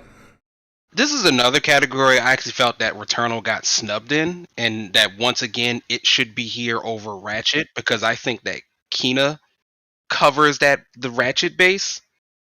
Which I think Kena just looks better than Ratchet. But I would actually choose the Artful Escape. Fair enough. I do. Here's the thing. I would agree as far as artful. I would agree with. Returnal, only on the premises that you turn the goddamn brightness up so you can see a lot of the architecture and a lot of the markings and stuff like that. Because then I would agree. Do you know what I mean? Yeah, the problem is a lot of it is hidden in shadow, so you don't get the chance to appreciate it. Which is why when you look at games that actually go up for best art direction, they are colorful and vibrant games. Whether it be from world lighting or just like Psychonauts 2, basically being a big giant fucking acid trip. Yeah, I don't know. Whatchamacallit was weird. That nothing against Ratchet and Clank, but like. I think if we're going to compare the two, like, Kena already takes it, so, like, Ratchet and Clank doesn't even need to be a part. So, give somebody else a shot at that, and I think Returnal got snubbed on that part. Right, next, best score and music. So, we have Cyberpunk 2077, Deathloop, Nier Replicant, I'm not even going to fucking continue that, Guardians of the Galaxy, and The Artful Escape. I want Cyberpunk 2077 to win this. Because I want it to be a goddamn fucking statement. That just because the game was bad and people love ragging on it to the point of absolute parody, you can separate sections of the game and appreciate them for what they are. And the soundtrack, the score and music for Cyberpunk 2077 was spectacular. It was, and this is me coming from a music background, like, as far as mixing, as far as having different instrumentation, as far as everything, not just that, but also, Jube, we were talking about it when we were talking about Guardians, about it using licensed music. The other thing that tips it over for me with Cyberpunk 2077 was they actually created music from the lyrics of a song that was actually in the original fucking book RPG. Songs like a Supreme and Shipping In were already written lyrics. They just made them into actual songs. So the fact that they did original music for the game, but also original music you can actually sit down and listen to and it's actually good, that to me is why I want Cyberpunk to win it. Because out of all of them, I think Cyberpunk just had an amazing score. Alright, Jube, who've you got money on? Alright, what's the category? Best music, best score and music. It was Cyberpunk 2077. Oh, Artful Escape? Artful Escape. Yep, Artful Escape. Alright, Omar?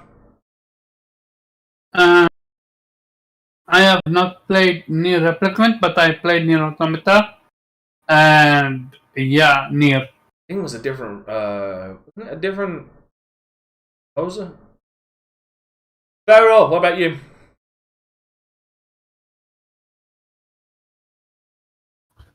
With music, we're doing best score, right? Best score and music, yes. I am going to lean Cyberpunk. I'm not alone! Yes! I'm not alone! I'm so happy! Zero, who are you gonna pick? I mean, I also kind of agree. I was going to go Cyberpunk as well. I love you guys. I love you guys so much. I honestly was dreading that I was gonna be alone on this. Anyway, right, next one, best audio design.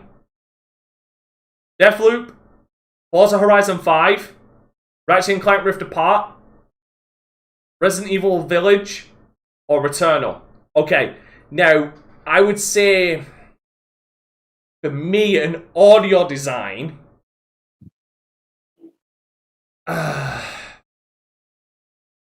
I'm sticking by what I said. Believe it or not, I've got to give it to Forza Horizon 5. Like, just from the standpoint of it actually feeling and sounding like a car, and like the world that you're in, like, and you can hear literally everything in the world, and it all rushing by you at 100 miles an hour. It's one of the best racing games in my opinion to actually cover that. Not saying the rest of them are bad, but like if we're talking like just audio design of being able to nail it just like on the head, for me it was Forza Horizon 5. By the way, if you guys want to give any reason why you're picking the picks that you pick, then tell us why. Jube, you're next. I'm gonna agree with you. Like, we had this conversation already. Yep. It's Forza. Like, Deathloop and all those other games, they sound great, but Forza is, I mean, I get into, a Bugatti, it sounds like a fucking Bugatti, like, so I gotta give it to Forza. See, I want to quickly address this. This is the reason why I didn't want to. This is the reason, like, Resident Evil 8 would have been my pick if it wasn't for the fact that I could literally trace back sound effects from that game back to Resident Evil 7 and even prior. Do you know what I mean? Roxas, Forza 5 actually has good sound. Omar, who've you got? And why is it Returnal? Fucking god damn it! I should start a bingo card. I should have a bingo card. What is Omar going to say? What is Omar going to pick?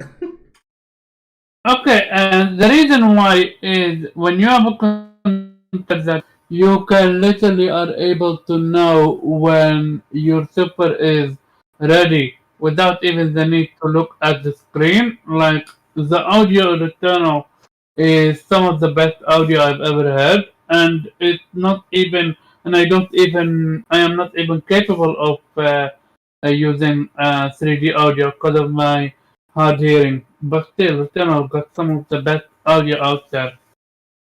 Alright, fair enough. Zero. I'm gonna actually have to join Omar in this one for Returnal. It just inches out Forza for me because I've heard a bit of Forza, and to me Forza is very similar to what last year's winner was Call of Duty. Which, like, when you can nail making like very real things sound like they really sound, there's almost nothing better than it. So, like, to hear the whine of these cars. My only thing that pushes it just lower than Returnal for me is that it's just my bias, I guess. Cars aren't as bombastic as, say, like the gun sounds of Call of Duty. Okay, I can see that. Yeah, so what Returnal did is gives me this like very good atmospheric, kind of creepy, kind of interesting sounds that sort of just surround you. Since the idea of it is placing you in this foreign world. Like Forza Horizon 5 gets everything right.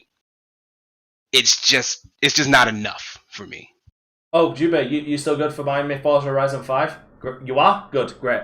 No, I can... I'm gonna get on you this. This is gonna be my thing for you just for a while, just for shits and giggles.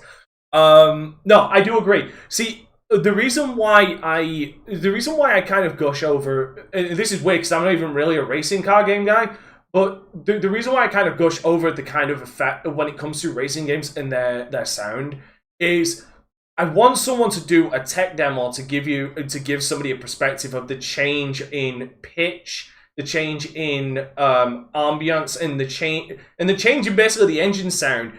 If they were able to do a tech demo of a car going through a street, going down into a tunnel, and then going through the tunnel and coming out in a big giant wide open area. Because like that's 3 separate environments that can change the audio of a car like dramatically and spectacularly, and it's almost, if you care about sound in games or sounds in general, it's almost orgasmic to the ears, if that makes sense. And technically impressive because you're talking 3 different sounds for how many cars? Because each car is going to give its own unique sound to those 3 different environments. Exactly. Alright, best performance. Okay. So, best performance, we have Eric Mori from Life is Strange, True Colors. Could someone help me out here? I don't want to butcher this man's name because he's such a good actor, but I'm Lancero Esposito from Far Cry 6. Jason Kelly from Deathloop. Maggie Robinson from Resident Evil Village. I'm fucking sure she's the one who plays Lady Dimitrescu, which I know Joster is going to pick. It is, yeah. Yeah, I fucking figured as much. Yeah, she thinks y'all are weird. She thinks y'all are into some weird shit, by the way. And, okay, I'm calling in one of my black brothers here for this. How do you pronounce this? Don't know.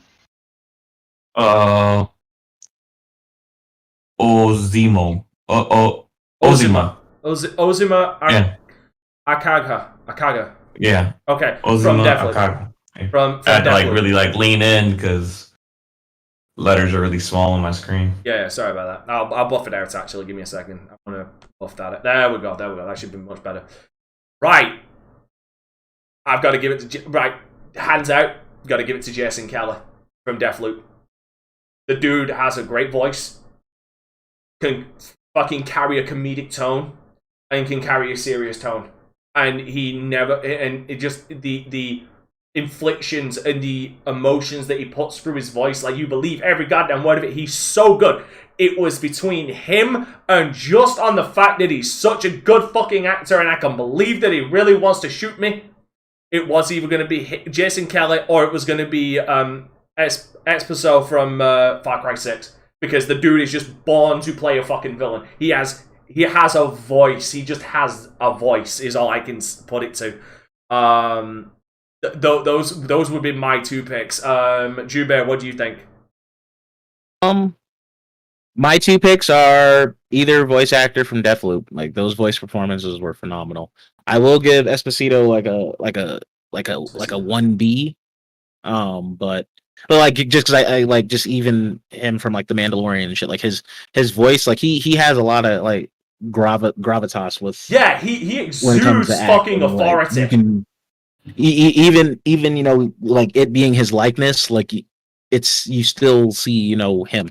You feel me? So even with that said, though, I still like the voice performances in Deathloop like a lot, and because that's pretty much the person you're going to be hearing talk majority of the time. Yeah. You know, it kind of sticks with you. So, Omar, Can you guess?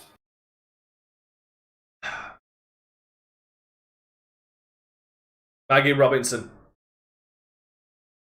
Actually gonna to either the dude from Deathloop or the girl from the I heard both of their performance is top notch and they carried that game. Fair enough. Sorry, I hit my keyboard. Such a really am. All right. Zero. For me, apparently I looked it up. Apparently, her name is pronounced Oziomo Akaga. But as Juliana from Deathloop. Yes. While I enjoy Colt, every time Juliana appeared in the radio, it was a delight. Because Colt starts off a bit slow, not knowing what he wants or you know what's happening, and she just pulls you full force into like, here's how it's gonna go down in my space. Hold on, is that pronounced Juan Carlo Espinosa? Is that actually how you say it? I'm just reading that. I believe it's Juan Carlo. Juan Carlo Espinosa. Right. Yeah. Sorry. Go ahead. It's weird. I hear his name a lot and just can't remember how it's pronounced. Yeah. But yeah, it's got to go to Juliana. She killed that. Okay, I think we're all in agreement. Then someone from Deathloop's got to win this. It's like one of the few standout things Arcane Studios doesn't seem to be able to do half-ass, which I'll give them full fucking credit for. Games of Impact Award. Before Your Eyes, Boyfriend Dungeon, Chikora, A Colorful Tale. What? It says be right back. Oh, okay. Life is Strange 2 Colors and No Longer Home. I think we're all just... well, I mean... You want to talk about fucking participation trophy? Ladies and gentlemen, say hello to your participation trophy of the fucking year. There it is. There it is, right there. I don't know if Jubei is laughing there or if he's just face-palming at what I'm saying. No, I don't know if I'd want to call it participation trophy. Sure. I think sometimes some games... Because you know what game I think would fall into this category but would not be participation trophy? What is it? Is it Vandal Hearts World at War? It's a World War I game. That's because because PS3. Well, yes. Yeah. No, because Vandal Hearts is the old JRPG. No offense, because that was actually talking about about an impact. I don't want to say that because there was one about. I don't want to say that. I don't know how to describe it, but it just feels like a lot of these are pandering games where they're lightly touching on a subject but not going too deep into it, like what the World War I one you talked about did. There was another one actually that did win that I felt really deserved it, and I think it was a game about cancer. It was an indie game about cancer, and I was like, no, this deserves the title of a game with impact, because you were talking about something like that. You are talking about something that that not just me but people around the world are impacted by.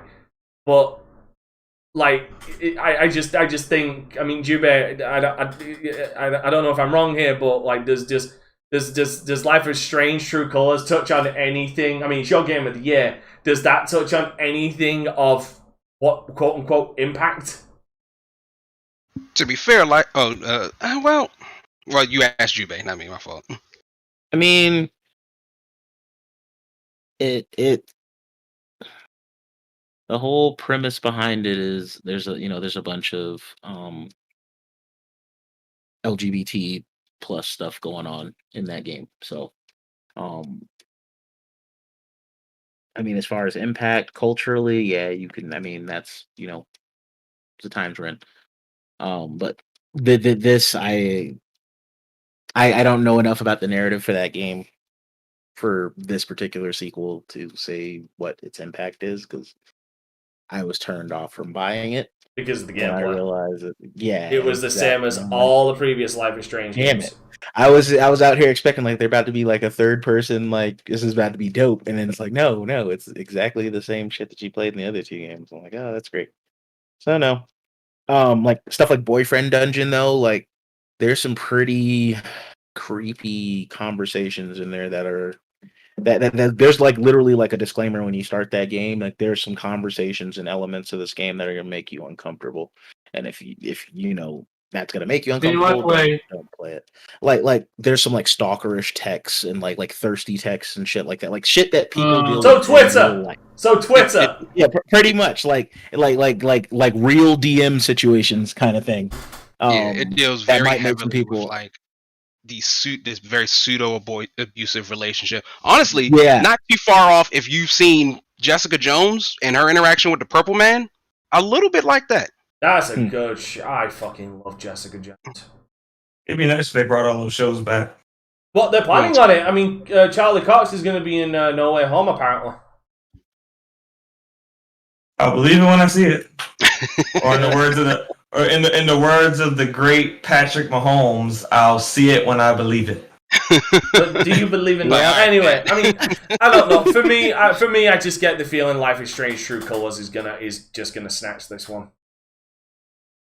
Yeah, I mean it's either that or Boyfriend Dungeon. To be Probably honest. Boyfriend Dungeon because it demonizes a certain. Anyway, But no, it sheds light on this is how certain. Oh, no, people no, actually no, are, but you know what I mean? let's just hope that they don't use the word all. Okay, best ongoing game. Jubei's got something to say about one of these. This is gonna spark some conversation. So, best ongoing game: Apex Legends, Call of Duty Warzone, Final Fantasy XIV, Genshin Impact, Garbage and, impact. and Fortnite. I want to give it to Final Fantasy XIV. I want Final Fantasy XIV to win this because Apex Legends. Let's okay. If we're talking about ongoing games, I like an ongoing game to actually evolve and change. You know what? I'm surprised that Sea of Thieves didn't make it this year with the whole Pirates of the Caribbean thing. Yes, I would actually. That's a snub. Yeah, that is a snub. I'll fully fucking agree. That is a snub. All right, but I think the reasoning is because Xbox had so many. Like, nah, Bullshit. that's not good reasoning. It doesn't matter. That's stupid. If it fits, it fits. It does. Like it deserves it more. Like okay, let's be. Like I said, man, like a part of this thing is participation trophies too. I think it deserves it more than fucking Genshin Impact. Their anniversary fucking thing was god awful. They didn't give you shit for playing that damn game. Okay, no, I think it is. Okay, hold on. I'm gonna have to do this for myself. Oh, like that is like one of the worst anniversary celebrations for any kind of gacha game. I'm going to I've have ever to play fucking devil's advocate for myself. This is all for me. They gave you more than Apex is practically giving you in the last like year, 2 years, and fucking Zero plays this game. No, they did not. Apex has been giving you a solid almost a character pretty much every couple of months. Yeah, but their characters, like what I'm talking about, ongoing game. There's no change up. Like Call of Duty ain't fucking. But what's changed about Genshin? I don't know. I haven't played it, bitch. I play gacha games. I play them on my phone. I know.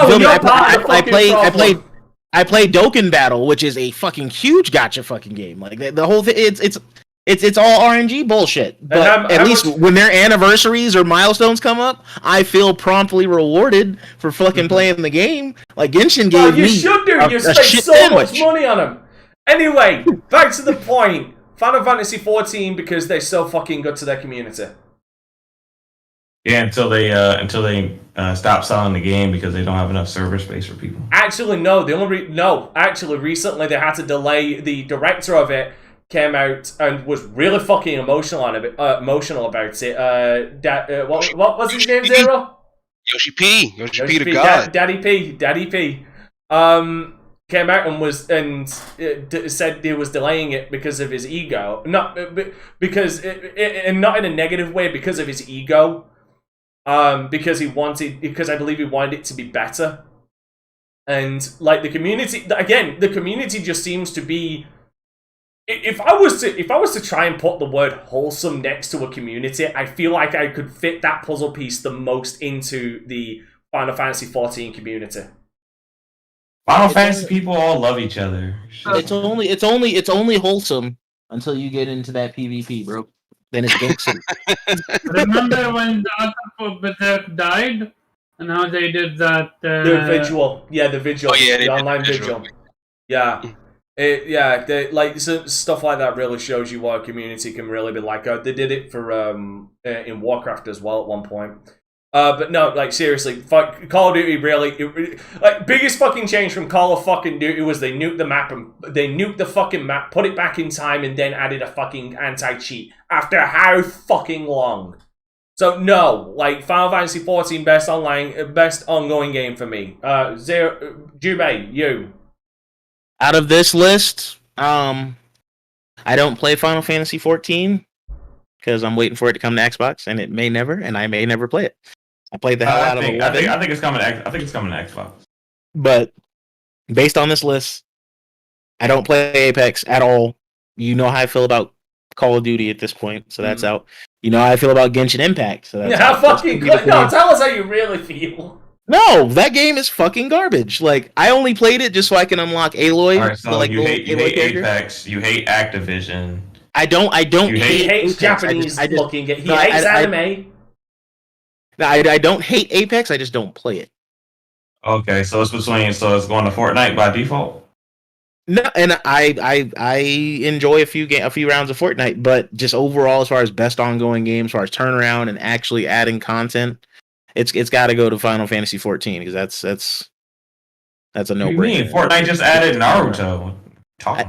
As a money grab, I don't fucking want a Naruto skin. Communist impact. And here's the worst part. Like, okay, you get why does the Kakashi skin get more transformations than Naruto? Like, Naruto gets 2, Kakashi gets like 4. Like, get the fuck out of here. Okay, we're literally being the copycat ninja. I am pulling out the ladder and I am dragging y'all by your fucking dreads out of this fucking hole. All right, Omar, you're next. Who's best ongoing game?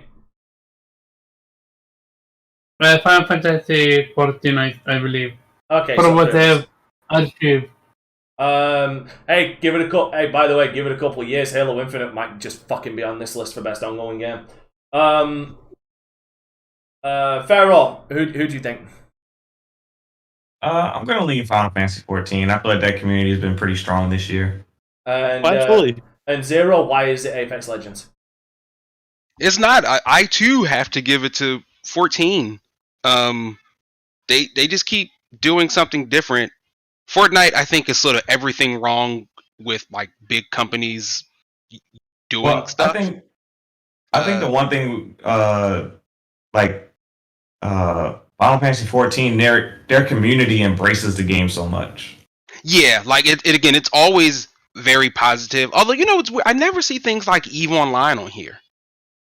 Because EVE is like the black market of games. Yeah. It's like the black. That's the reason why you will not see Elite Dangerous on this list ever either. Yeah, because every time I don't hear from them. Like in that dark. It's like in that dark gaming alley. Like, we know it's there and we know it's huge and we know it's massive, but you gotta be willing to. You gotta walk that dark alley and somehow fucking survive it. Yeah. And like, oh my god, don't, dude. Like, I mean, because like, if you picked up Eve right now and started playing it, you'd have a tough time surviving. Dude, there are motherfuckers out there with spreadsheets open while they play fucking Eve Online. It's so fascinating. It's fascinating to watch. Here's the thing. It's fascinating to watch the battles. Everything else is literally white noise. And that's because I'm just so damn retarded, I just like all the flashing lights and explosions. It's like jail. You gotta find a gang to join, or you just want somebody. Pretty goddamn much. He's not fucking wrong. So my the mother of my child's sister, she married a very heavy EVE Online player. Has been there since like the beginning. This man dropped like $6,000 real dollars on a fucking ship and then blew it up. And I'm like, the fuck? You what? You did what? You spent how much on that what? That ship does not respawn. Nope. No, it does not. It's gone. And I'm like, bro, you did what? And if you want it back, you gotta pay the insurance, I believe. And that's like the fascinating thing. Like, he bought the ship. I would love to like be in that game and just steal it. No, I'd like to dissect his brain and see what's going on up there. Like, bro, there's a lot of seedy stuff that happens in EVE Online. Like, there's a lot of like money laundering in there too. Like, there's a lot of stuff. Oh, absolutely, bro. There's mob ties in that game. You feel me? Like this. Yeah. They're mob ties. Watch out, Jimmy. They might be knocking on your door. It's a great game, but it's not talked about for a reason. Alright, next list, best independent game. We have 12 Minutes, Death's Door, Kena, Bridge of Spirits, Encryption, and Loop Hero. Death's Door for me. Hands down Death's Door. Like, 12 Minutes is... 12 Minutes was cool. It's cool. Yeah, finally, we're all coming down to the fucking agreement. I've been saying for the longest goddamn... I liked it for what it was, but I'm not going to be like, oh yeah, this is the best game ever. But everybody was fucking saying that! Everybody was fucking saying that, and it drew me insane. That's why I said Death's Door is the better one. Alright, Jube, like, what's your pick? Death's Door. Omar, why is it Kena? Kena. Over Death's Door and Death's Reap. Alright, what are you picking? Kena. I fucking knew it. Pharaoh, you? I'm gonna lean Death's Door. Okay, and Zero, why are you so different? Why are you picking Encryption? Loop Hero. You got me. Dante guessed right. I was going to say Encryption. No, I got to go with Death's Doors too. I love a nice boss rush joint. And cool. Are these the same guys who made? These aren't the same guys who made Titan Souls. Yeah. They're the same guys. Okay. Yeah. You're actually getting Titan Souls for free if you pre-order Death's Door on PlayStation. Nice. But yeah, I love Titan Souls, so yeah, Death's Door. Alright. Best indie game debut. We have Kena, Bridge of Spirits. Did we not just do this? No, this is best indie debut. The other one was best independent game. This is best indie debut because this was the first game from the Kena studio. This was their first game. So Kena, Bridge of Spirits, Sable, The Artful Escape, The Forgotten City, and Valheim. Oh fuck! Valheim. That's Valheim. it. Valheim. Right, thank so you. Kena walks away with that one. What? I said Kena is gonna walk away with that one. I get the feeling it is. I want Valheim to win it. Is that the game with like the knight? I believe it is. Yes. It's like a Viking survival. Yeah, like the little Viking guy. Yeah. Okay. Because I'm fucking weird. So Jube, which one for you, and why is it Artful Escape? It's Artful Escape because I fucking played it and I really enjoyed it. Okay, I had a funner time playing that than I did playing Kena. So that's just my personal preference. I'm just gonna skip over Omar because he's so obvious. Pharaoh, who's winning it? Kena. It has to win this one. Zero. I gotta join everybody with Keno in this one, man. Like they came out strong. Everybody except me. You got because the Wait, bitch, what are you talking about? I said Valheim. You ain't the only one, motherfucker. It landed. You gotta the trailer hit hard when it first debuted on the Sony showcase. The game came out. It performed well. It rated well. It's gonna win this. Okay. Like when you check all the boxes, Yeah, on your way to coming out, and then come out and you're actually good. Yeah. Like, even though another game may be a little bit better, like it hit all the check marks along the way to actual release and post release. I just don't feel like it had impact to me personally. Like, it's just like it's doing shit that's been done. Oh, it had before, impact on sales. and it didn't do it. It didn't do it the best. on top of that, based off of what was come before. That's just me personally. I'm just like, this is kind of just cookie cutter, like color and by numbers as game with pretty visuals. Let's put spot the difference here, because one of these things isn't like the others. One of these things just doesn't belong here. Best action game. Why is Back 4 Blood in this? Back 4 Blood, Chivalry 2, Deathloop, Far Cry 6, and Returnal. Why the fuck is Back 4 Blood there? Yeah, I think the only action is the damn AI and fucking spawning bending you over because they want to spawn a no lube. Don't forget that, Jube. No lube included. Why is Back 4 Blood there over Resident Evil? Yeah, that's a good fucking question. That is I think Chivalry 2 has a really good chance. Chivalry 2 has a really good chance, but I get the feeling Deathloop's going to walk with this one. I think Deathloop gets it, but I think Chivalry 2 has a surprisingly good. Like, if it won it, I wouldn't be shocked. As much as I think, it's going to be Deathloop or Chivalry, like, and I won't be surprised if either one of those. As much as I turn around and said Deathloop does have some brain dead AI, it does. Returnal, the reason why I don't feel like it's going to get best action game is because it was a game marketed to casuals with no casual edge. Like that game made many a people their bitch, and that to them's not the best action game. The best action game for the best action game to them would be the game that presents some challenge, but doesn't physically violate them and make them walk away feeling dirty. Or send you all the way back to the beginning and make you walk all the way back to the same point to experience the same action. Not gonna fucking let that go either. Oh no, Back 4 Blood. No, I'm not hating on it, but like you know, when it comes to an action game, pacing is important. Hold on, motherfucker! Deathloop does that. You do all of that shit, then you go right back to the fucking beginning. But I mean. That's why I said Chivalry. Back 4 Blood does the same damn thing, just does it a lot rougher. Yeah. So, quick question: Can you skip biomes in Returnal? I think after you beat them, you can. I think on the second playthrough. Hold on, no, hold on. After you finish one biome, you can skip it.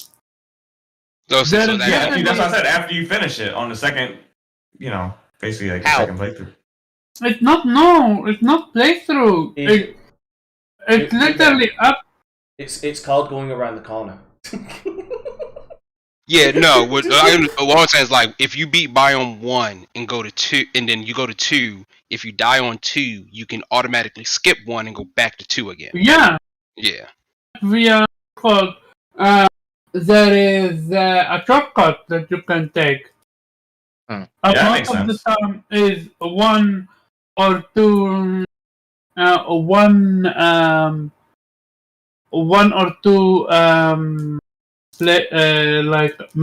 map. You need to go one or two what's called open area you need to go through before, but it's very fast. Okay. But yeah, Deathloop's gonna win pure because it's fucking Dishonored with guns. Anyway.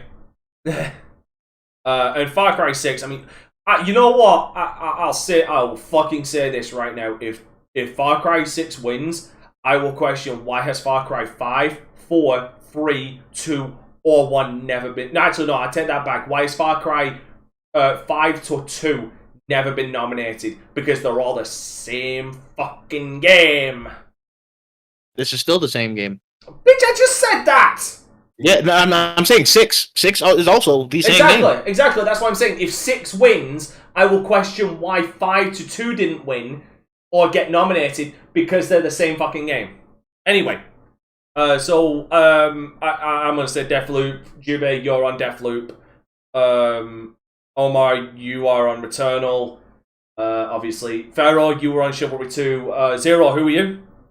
Deathloop. Alright, so we've got 3 for Deathloop. Okay. Yeah. Alright, best action adventure game. So we have Guardians of the Galaxy, Metroid Dread, Shut Your Mouth 0, Ratchet & Clank Rift Apart, Resident Evil 8, and Psychonauts 2. Purely from an exploratory position. Purely from a pure exploratory position. An old school feel. A good difficulty to it. Some flaws, I'll agree.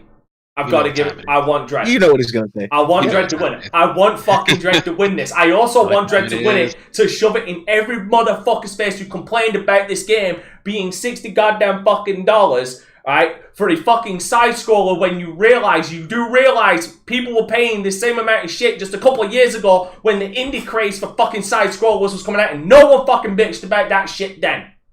Only now because Nintendo's doing it and they're doing it with Metroid because they want to go back to the roots because it's a direct sequel to a fucking side-scroller game that they want to bitch about it.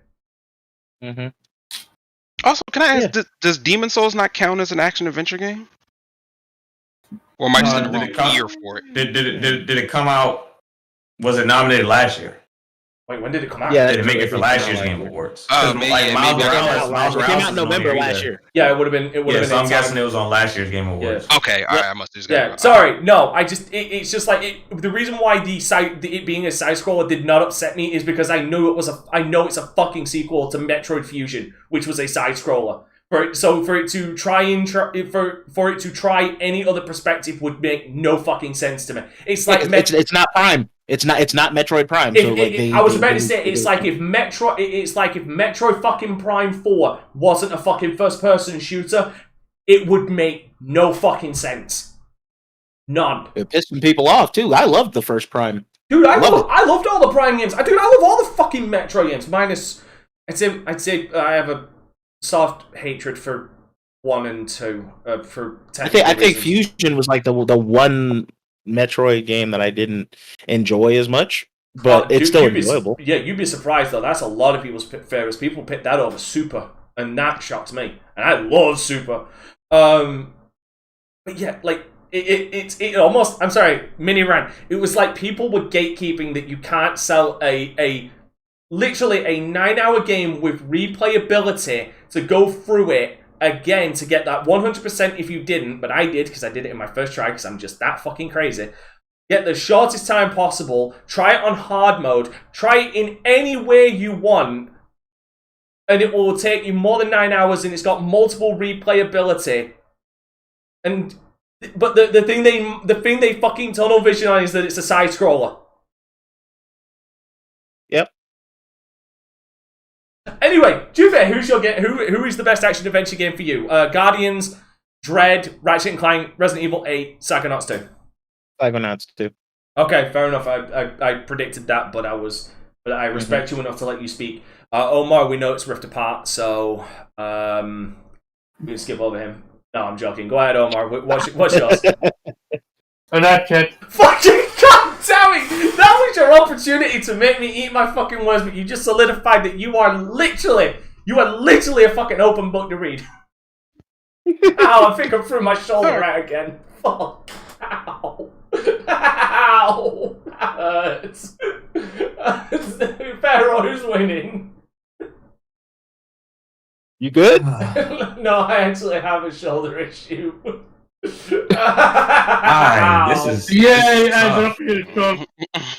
is this is as tough as his shoulder issue right here. Yeah, because I feel like Guardians is gonna take something home, but I think it could very well be this. Like I've only gotten a couple hours into Guardians, but I'm enjoying it a lot. I feel like Guardians is gonna take something home. Jube fraud.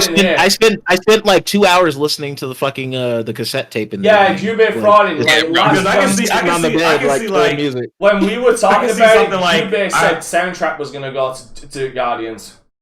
I can see Guardians winning like best action adventure and like Ratchet or Psychonauts taking home game of the year. Like I could see like a scenario like that taking place. I don't think Psychonauts too. Okay, Zero. See, now I'm a little confused because while we were talking, I looked some things up. So, Demon Souls came out November last year. Yes. It was a launch title. Cyberpunk came out September of last year.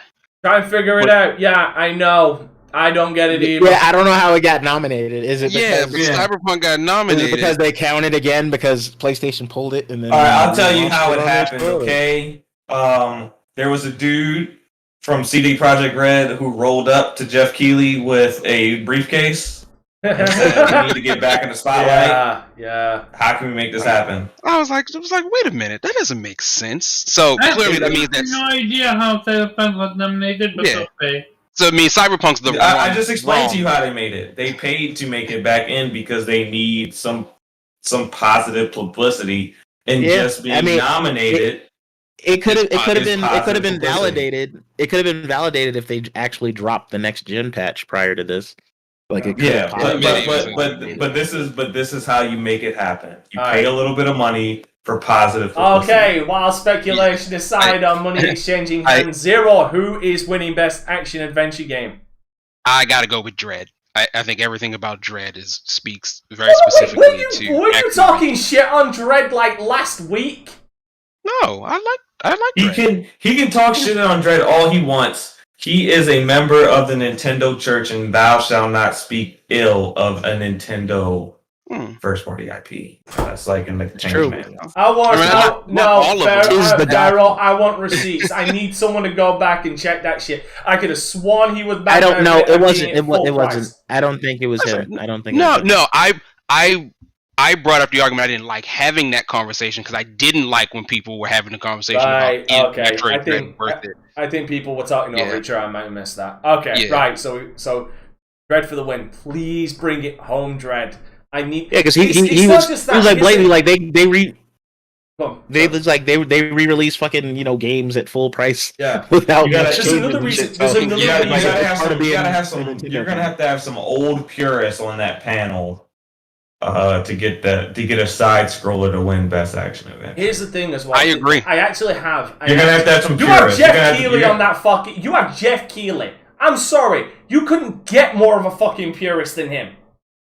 Yeah, but you need more than one person to make a vote. Anyway, they have a panel. I do have a selfish reason for wanting Dread to win as well. Yes. Metroid has never won anything like this before. That too. I mean, it would be nice. It would be nice. It would be nice, but my reason why I think it's just tough. If Zero can back me up on this, aside from Star Fox, the most underappreciated from Nintendo of their longest running franchises has always been Metroid. Yeah, it got largely left behind in the GameCube era, and they just never. Sometimes there'll be a revival, like with the Prime series, but then it will just kind of peter out, and you won't hear jack shit. You'll maybe get like one game, and then a game you don't fucking want, Federation Force. But for the most part, it's always been left off to the side. Metroid needs this because I feel like this will give Nintendo the kick in the ass to think maybe we could push this as hard as... Maybe we could put as much financial backing into this as we do Legend of Zelda. Because... And maybe they can bring the rest of the games, like Kid Icarus and all the other pals that has been existing. Hell, I'd take a nice new Pikmin at this point. Yeah, let's get some Pikmin. But yeah, like I said, it will open some eyes over a Nintendo. Anyway, let me just ask something, because I'm curious. So I've played a lot of Guardians, specifically just on the way they describe it, being like combining combat with traversal and puzzle solving. I would say Guardians combines combat and dialogue the best, more than anything else. But I'm very interested in why Tales of Arise wouldn't be on this list. As an action adventure, because it's an RPG. Because it's an RPG and it's literally right there on the next one, which I want to get to, which is the best RPG. Cyberpunk 2077? No. I'm with Joster right here. I want Cyberpunk to win best RPG out of spite. Just out of spite. But no, it's not. And even I will admit, it shouldn't. Monster Hunter Rise, Scarlet Nexus, Shin Megami Tensei 5, and Tales of Arise. I think Tales of Arise is a walkaway. but I want either Cyberpunk 2077 or Shin Megami Tensei 5 to win out of spite. Cyberpunk just for the spite of everybody who fucking hated on it and got on that hate wagon because it was fucking popular. Omar. And Shin Megami Tensei 5 for all the fucking pussy-ass journos saying that it was too difficult and for keep fucking comparing it to Persona 5. I mean, to be fair, that is Atlas's issue, not necessarily the journalist. No. It's not. Okay, first of all, how's that an Atlas issue when literally Persona is a spin-off of the Shin Megami Tensei series anyway? Second How of all, many people do you actually think know that? these fucking games journalists should fucking Because know they've been pushing Persona heavy for years. Oh, dude. Oh, it unfortunately overtook its creator. Oh, it's no, not fair, but I that's agree with exactly that. what happened. I agree with that, but these games journalists should and do know this, but they keep comparing it to Persona 5 when Persona and Shin Megami Tensei have always stood on different footing. They take a different approach. Yeah, it's like kind of trying to compare Motorsport and Horizon. Like they're two very different same things. Yeah, But, like they're both driving games, but they're different. One's a chicken egg, one's a fucking ostrich egg. Like Yeah, they're both eggs. They're both eggs. They're absolutely both eggs. But there's very different contents inside. But yeah, no, I think Tales of Arise is kind of a walk away with this. Jubei, what do you think? For me personally, it's a tie between Scarlet Nexus or Tales of Arise. I want one of those two to win it. Yo, hold on. Sorry. Roxas, we know that. That's why we literally just said that Persona was a spin-off of Shin Megami Tensei. Yeah. We literally just said that. Go on, But yeah, Scarlet, I love the premise behind Scarlet Nexus. Like, I just really enjoyed the whole like visual. Did anybody watch the anime? Yeah, I've watched a couple episodes actually. I mean, it's. I've heard Arcane is good. The one based off of is it League of Legends? It's League of League. Legends? Yeah, Arcane is fantastic. Where are you watching it at? Arcane's on Netflix. Yeah. Oh, don't watch the Scarlet Nexus anime. Oh. What is it? Funimation? Yeah. By the way, it's on Funimation. If it's Funimation, I'm gonna walk away from that. I'll watch the Japanese version. It's not on Crunchyroll. So. Yeah, it's not. Okay, people don't know that. Hence, the Persona 1 and 2 don't exist meme. Also, yeah. Yes, there's an anime for Scarlet Nexus, and in the anime they actually like give you little codes that you can use in the game first. Yeah, they give you codes to use in the game to unlock. If we're talking about adaptations, that's fucking dope. If we're talking about adaptations, don't watch the Cowboy Bebop Netflix show. Don't. Oh yeah. Just don't. I never watched Cowboy Bebop, but still. How does Faye look? Let me see what Faye looks like, and I'll let you know if I'm gonna watch it or not. Dude, no. This is an actual line of dialogue from the anime. When oh fuck's sake, the dude who's with him on the ship, the big black dude's playing him in the show. Jet. What? It's Jet. Jet Black. Jet Black. Yeah. The metal arm. She turns around.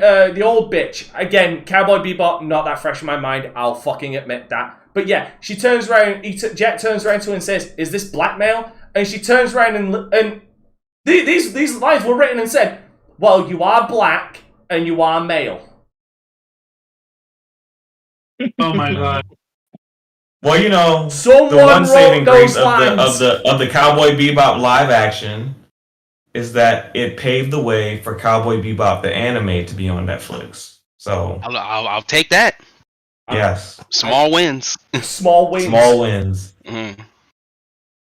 Just as bad as fucking. It's I can't even turn around and say it's as bad as Death Note because at least Cowboy Bebop. I mean, Bleach was bad. Death Note was bad. I mean, they suck at it.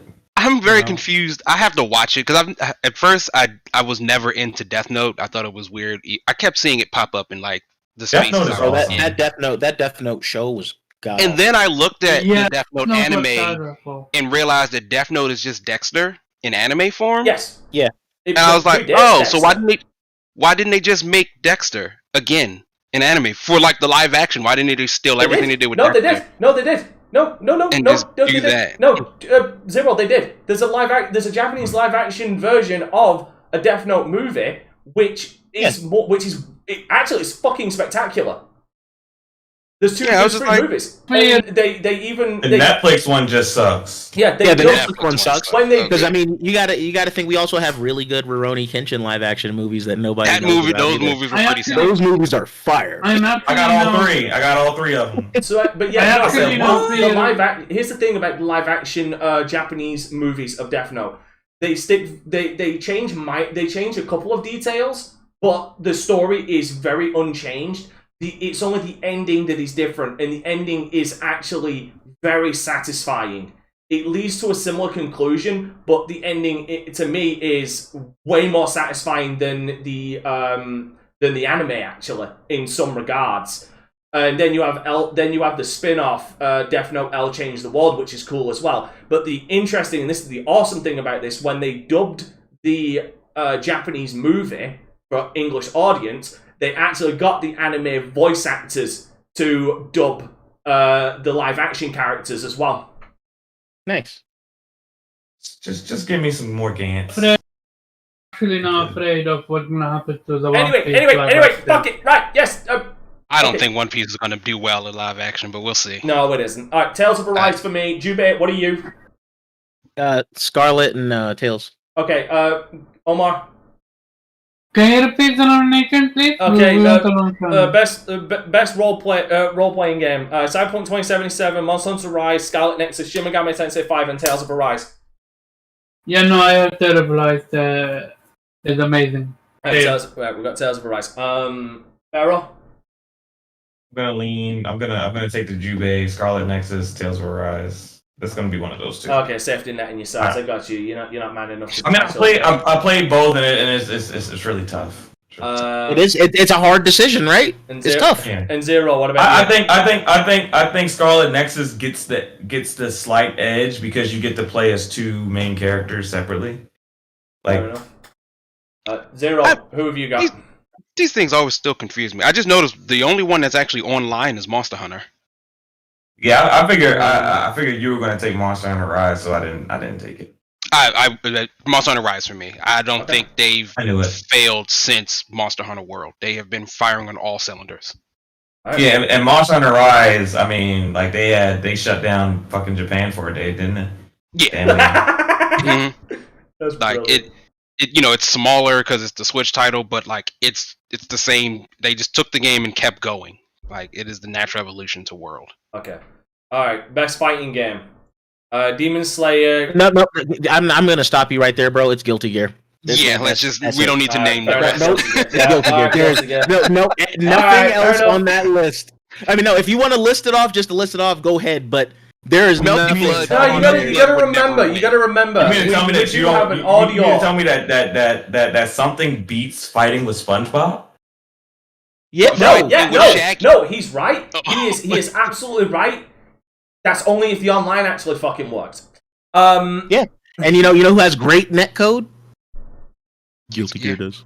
Anyway, yes, because you got to remember we have an audio audience, or so Zero leads me to believe. I think he's lying to me just to make me feel better.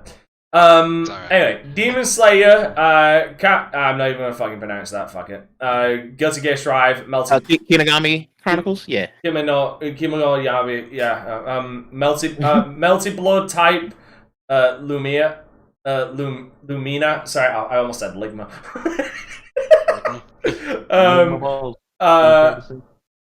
Nickelodeon All-Stars Brawl. You could literally just call that PlayStation's All-Star Brawl because it's the fuck. Why did they pick All-Stars? It's the same as the other one. And Virtual Fighter 5 Ultimate Showdown. But I think we're all in agreed. Guilty Gear Strive. I'd like to just point out also just a bone to pick with Nickelodeon All-Star. There we go. Which had the opportunity to be really good, and they massively dropped the ball comparative to the new. I don't remember what it's called, but let's call it W. Zero. You should swear more. It's good for the soul. Multiverses? Are you talking about WB's Multiverses? Multiverses. Yeah, because Nickelodeon All Stars Brawl, there's no voice acting. At all. What? Not even a SpongeBob laugh. Yeah. Nothing. I get nothing. Yeah, so Nothing. like I got to do it myself. Yeah, half the fun of playing these characters is hearing them, and they don't do it. Multiverse seems to do it better, to the point where they manage to get everyone who actually does the voices back to do them. That's when you got them WB money, I guess. But you know, you get Maisie Williams to come back and play Arya Stark, and Kevin Conroy to be Batman. Oh, dude, there's no other fucking choice. Yeah, and Matthew Lillard to be Shaggy. And they fucking did. Yeah, they got Wait, they got my boy back to play Shaggy for that? Yes. After they fucking fired him without him knowing, and only found out on social media that he'd got replaced. That might be something personal that other people like wanted to fix for him. Like, hey dog, that wasn't me. That was that other dude. He was wilding. Those are dudes who like dealt with Zack Snyder. Judge me all you want, but he was like with a highlight of that first Scooby-Doo movie. Like just seeing him in live action. Matthew Lillard's fantastic. Like pretty much everyone who actually voiced the characters are back. I think Billy West is playing. I actually don't know who does the current Bugs Bunny. But I don't remember who plays Superman, but he's playing him from the animated series. Yep. They said, hold up. Nickelodeon just fumbled the bag on their own fucking game with their voice acting because they didn't feel like paying royalties. Man, we're fucking WB, bro. We're about to make a mint. Let's go ahead. We're going up against the Cowboys here. We can win this. Oh, the disrespect. The disrespect. Dude, I've been on Jupe's games for like the last couple of weeks. Punch this man in his dick if you ever see him in public. Just walk straight up to him, punch him, and then say, what's up? No. See, that's what Jupe gets it all wrong. See, what you want to do is when you see Jupe, you want to walk up and just flick him in the nuts. Like, just with the knuckles or the knuckles of the fingers right here, just flick him right in the nuts, because it hurts 10 times as worse than a straight punch. There you go. So I think I'm getting off easier than Jupe. Anyway, so again, we're all agreed guilty here. Best family game. It Takes Two, Mario Party Superstars, New Pokemon Snap, Super Mario 3D World plus Bowser's Fury. I swear to God, that is a re-release. And WarioWare Get It Together. Now, if we are talking purely from a family game standpoint, I would say Super Mario 3D World plus Bowser's Fury would win. The reason why is because there is no fucking chance in hell Mario Party Superstars is a family game, because if anybody who's played Mario Party Superstars with their family knows it evolves into a fucking melee afterwards. Yeah, you be ready to stab somebody's grandma fucking playing Mario Party. No, fuck that! You turn around to stab your grandma, your grandma's already fucking stabbed you! Like, that game ruins friendships. It absolutely does. Ain't no way that's a family game. You know, that's like playing Monopoly, and Monopoly pisses people off in my house. Like that is an instigator of fucking warfare, is what that is. All right, Jube, what do you think? Who's winning? What's winning? I mean, I might actually give this one It Takes Two, just because it is. You have to play this with somebody else. So, I mean, that seems like family to me. I'd agree. Family to me is like 4 players. Like, you need 4 players. Yeah, and I can see that. When I say family, when I think family with video games, I think of easy targets I can fuck over in a video game, not someone I actually have to fucking depend on. Yeah, I mean, it's either Mario or It Takes Two. Those are the only, but definitely not Mario Party. That shit, nah. I'll slap the fuck out of somebody's anybody over that game. Families are destroyed by Mario Party. Here's the funny thing. Shoutouts to the Super Gaming Brothers. Okay, if you want to watch some funny ass Super Mario Brothers shit, go and watch their Super Mario Party drunk streams. Like, they're getting progressively more and more drunk as they're playing Mario Party, and it's fucking hilarious, to the point where I think it was Johnny ended up passing out behind the couch.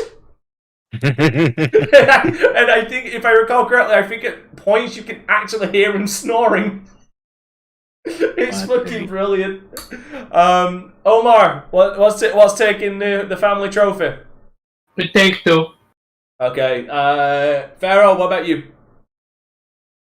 Family games. I don't think anything's more family oriented than just going around and taking pictures of Pokemon. Yeah, that's fair. My daughter and her mom play Pokemon Snap, so that's fair. Like you just kind of like, just a bunch of y'all sitting around just taking pictures of fucking Pokemon. Put up a cardboard box. I mean, I'm not gonna lie. I did play the hell out of the original. So And like it's peaceful. It's not something that that the kids are gonna start arguing over. Because I mean, if there's 10 Pokemon on the screen, you'll take pictures of all 10 of them. Pharaoh, you're a father. Controller. Pharaoh, you're a father of more than one child. You should know. Kids take every opportunity to argue about something. Nah, not mine. They work as a team sometimes. That depends. Specifically against me for some reason. They fight over what's necessary. When there's only one of something. Fair enough. Set up a big giant cardboard box around the screen. You can feel like you're on a fucking Pokemon safari. Zero, what about you? This is actually a pretty hard one for me. I know you gotta pick from 4 Nintendo games. I know. For me, it still might be It Takes Two. It is the only game on here that's technically about family. Even though that's not really what the category is focused on. But okay, Dominic. Dominic, you beat me to it. I was gonna say, if you listen carefully, you can hear in the distance the echoes of Terreno shouting family. But as a person who's mostly a family of two, like it's an excellent couple game. And so like if you and whoever your significant other are is like your day-to-day family, this is it, man. Like you can't get any better than this game. That is unless they're like a gamer like you and you fuck up and they get really pissed at you for fucking up and just kick you out of the bed for the night. Well, and there are little mini games in the game itself, which you can just challenge the other player to. So it's like they actually have literal chess, but one is like a race car track. One is, I think, like it's a painting one. There's like 10 or 12 of these things in there, where it's like these just little mini games that you can find and just play and keep score against each other. Fair enough. All right, next one. I'm gonna need someone to put on their best FC voice for this one. Just for me, because he's with us in spirit with this one. Best sim strategy game, which I feel like to be honest, I feel like this is only here for 2 fucking games, or at least one of them maybe. So we've got Age of Empires 4, Evil Genius 2 World Domination, Humankind, Encryption, or Microsoft Flight Simulator. Like I said, I'm fucking certain it says sim/strategy just for fucking Flight Sim. Question: Why is Flight Sim here when they got nominated last year? Did they? They got a new. Don't they got a new edition or something like that? Fact checkers. The game of the year edition actually just dropped. That's bullshit. I'll admit, I'm fucking. That's such a bullshit. I'm sorry. It may get double nominated also because last year released on PC and the following year released on console. That also may be part of it. I'm sorry. Where was this energy like 20 minutes ago for Cyberpunk? What? I'm still trying to figure out why Cyberpunk's here. I'm trying to figure out was Cyberpunk even nominated last year. Wait, was Cyberpunk nominated for anything last year? It still came out September of last year. I don't know. It should, if anything that it should have got, should have been at this Game Awards, not the following years. I mean, I don't know. My thing is if it wasn't up last year, then I'm perfectly fine with it being up this year.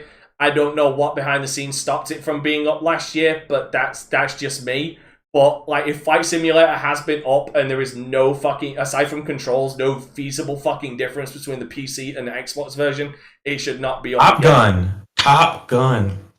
Oh yeah, the Top Gun. I'm actually gonna play it when those jets are in there. Sure. That's funny. Either way. Again, who can do their best FC right here? It shouldn't be nominated. And also, yeah, Cyberpunk shouldn't be either. Okay, who can do their best FC? I can't. Do yeah, it's probably gonna be Age of Empires. There you go. It's probably Thank you, gonna be Pharaoh. Right now, that's It probably will FC's. be. That's No, FC's. I think it's gonna be between what it's gonna be and what's called Flight Sim. I think it's Flight Sim as well. I'm gonna put my money Well, on Flight Sim. if that's the case, it's Microsoft competing against itself. I think Age of Empires gets it though. Okay. I don't think Microsoft's gonna care out of either of those two that are gonna win, but I think one of those two is gonna win. Okay. I think if Microsoft had a choice, I think they would rather Age of Empires win. They would because I think rather it has- Age win it though. Yeah. because Yeah. Age has the potential to sell more long Dragon term than Slayer Flight Simulator did does faster mine. Dragon Slayer did faster fucking research than you lazy fuckers. Yeah, Flight Simulator won Best Strategy 2020. Yeah, so it's not gonna win it 2 years in a row. So it's just Age of Yeah, Empires. not enough has changed. I Not enough has thought changed that- for that to be. The reason why it's there is just because there is no other game to mention. Then have a smaller fucking pool. Well, That's there's not a lot of sim games that come. Well, not a lot of high acclaimed sim games Then that come fucking out. then or shorten strategy the pool. games. Then just show It what's doesn't out. matter. So You know then what? give it. Yeah, because they've done this. I remember they did it last year with Street Fighter V. In the fighting game category, like wait, Yeah, just Yeah, because I've been out for all a they minute did now. was drop new characters, Yeah. and because they Yeah. released an arcade edition, now it's fucking okay. Okay. So, alright, so we're all agreed. Age of Empires for some, Flight Simulator for others. I actually think Humankind should get it. Okay, and that's just I think 0 being Humankind 0. Could get it or will get it. Should Microsoft's Age I think is gonna get it, but I think that I think Age is gonna get it because it scored well. It has pedigree. So does Flight Simulator. No, he said Humankind. I think, and I said I think it would get it over because of its pedigree and the fact that it scored well. Okay. I think Humankind scored well. I think it is in the same way that Civilization was. It is the more accessible version of Age of Empires. Okay. And unless you're that darling, it's hard to knock off the king, man. Alright, next one. Best sport/racing game. F1 2021, FIFA 22, Hot Wheel, no Madden. Hot Wheels Unleashed, Forza Horizon 5, and Riders Republic. I have two. It's either going to be Riders Republic because it is something drastically different from everything else on this fucking list. So it could stand I want out. to play Riders Republic. That game looks so good. I haven't had a chance to play it. Yep, exactly. It's very. Yeah. And I wanted to win. my other one is Forza Horizon 5, which I think would take... Forza Horizon 5 is gonna get it because it didn't make the Game of the Year nomination. Yeah, Cyberpunk wasn't nominated for anything last year. And it came out in December, not September. September was the original release date. So, maybe it did fit. fuck all of y'all. So get that Cyberpunk hate out of here. So, I'm Jube, gonna lean Forza Horizon here. Yeah. get off your Jube. phone! Professionalism, I'm listening. fool! I'm listening, bro. No, you're up. Yeah. Oh, I'm up. Oh, you were listening! Forza. You were fucking listening, Yeah, were Forza. you? You were listening! Forza. That's Okay. it. Blood from a fucking stone. I haven't played any other game on that list. So Okay, Forza. fair enough. Omar. No comment. Never played any. of Okay, them, so- Pharaoh. Forza. It didn't make Game of the Year. That has to take this one. Oh, fuck off. 0. No, I'm saying it's the highest. I think it's the highest rated Game of the Year. Didn't make Game of the Year, so it's gonna have to take this one home. I want Riders Republic, or low key, I sort of want Hot Wheels to take it since Knew all I you hear were gonna is think fucking about say that that. game. But I'll give you. But it's okay. It's okay, Zero, because what's gonna happen is in about 6 months, Forza's gonna get the Hot Wheels DLC pack. So I could work with that. We can work with that. That's true. But it's gonna go to Forza. They got Yeah. this in the bag. Okay. yeah. So you'll get the best. You'll get the best of both worlds. You'll get Hot Wheels inside of Forza. Okay, I think this one is very up Mr. Fucking Gotcha over there's Ali. Best mobile game, which I'm very surprised. Unite. Oh, Final Fantasy First Soldier didn't come out quick enough. Fantasia, Fantasian. Fantasian, that's it. Fantasian. Genshin Impact, League of Legends, Wild Rift, Marvel, Future Revolution, and Pokemon Unite. By the way, if you listen very, very closely, Dragon Slayer, I had no idea that Rise Republic even came out myself. So yeah, we're both in shock. We'll have to look ourselves. I have to look it up. If you listen very carefully, you can hear FC cussing out Marvel in the distance. Just hating, dog. Yeah, he's fucking hating no matter what. Shang-Chi just dropped on Disney Plus. Go check it out. Pokemon Unite. I'm gonna give it Pokemon Unite. Jubei, what about you? Oh wait, no, it's gonna be Pokemon Unite because you hate Genshin Impact. Hey, pocket monsters together, bro. That's the game. Pocket, yeah, literally pocket Pokemon. I was expecting Zero to make that joke, not you. That is so jacked up, that you like catch these monsters and stuff them in a ball, and then you pull them out and you make them fight other monsters, and they're all beat up, and you shove them back in the ball, and you don't fix them until you go to a whole different town and throw them on a machine and say, "Hey, lady, fix my monster." They want to fight. They make them fight again.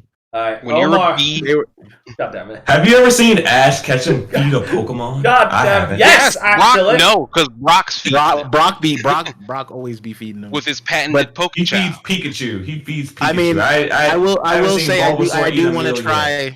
I would try a Slowpoke Tail or a Farfetch though. Like Battle of Monsters aside, I'd still eat a couple. Imagine like a Pokemon like trainer battle and like you kill their Pokemon and then eat it. Hold up! Wait! Hold on! You really want to see that? You really want to open up that can of worms? Yes. Okay. The dark side of Pokemon. Right. Right. You got to keep those Magikarp population down, Omar, what's yours? Fantasia.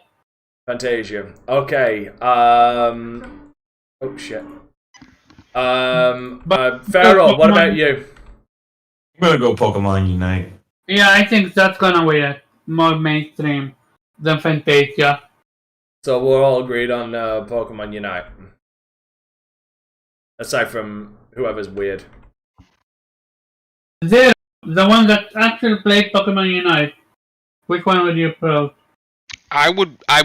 Me personally, I would still go with Unite, but I would say do not sleep on Future Revolution. Which Future Revolution is good. Yeah, for like the long time was like the Marvel game to play. Guys, just draw your attention over to the stream, and you will find your Poke Trainer fighting a Pokemon as you so desired. I hope you can live with the consequences. Hope you do. Oh yeah. Yeah. This man ain't hit play.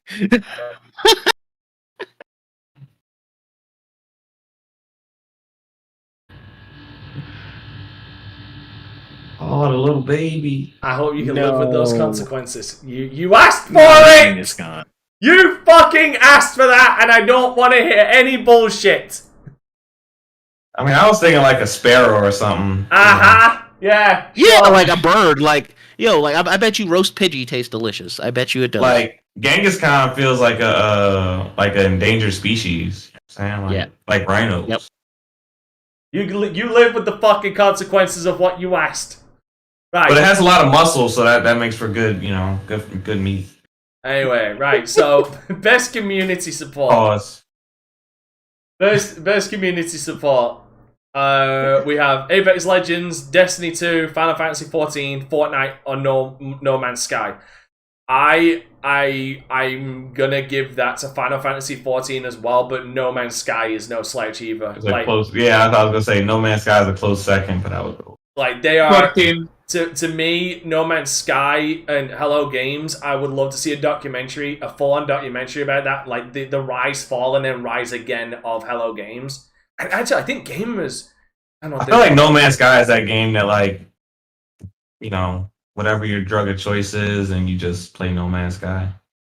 Could be alcohol or smoking or whatever. Heroin. Just Oh wait, no, that's just me. so heroin's kind of strong, you know. But if you can play games on heroin, you. have you ever tried the game Chasing the Dragon? You can never catch the fucker. Jube, what about you? What's yours? Best community support? I'm gonna go with games that I've actually played for 600, Dante. I'm probably gonna say Destiny 2. Destiny, yeah. Just Yeah, going Destiny's a strong from community. going from what it came out as to what it is now. Like, yeah. Sometimes like It's like that. there are communities that just will not let a game be bad. Like we're gonna support it until it's good. Even if it is bad, we will fucking hypnotize ourselves into believing it's good. We will support it until it is good. Destiny's gunplay, yo, it's still great. Alright. Are there any similarities between that and Halo Infinite that you found?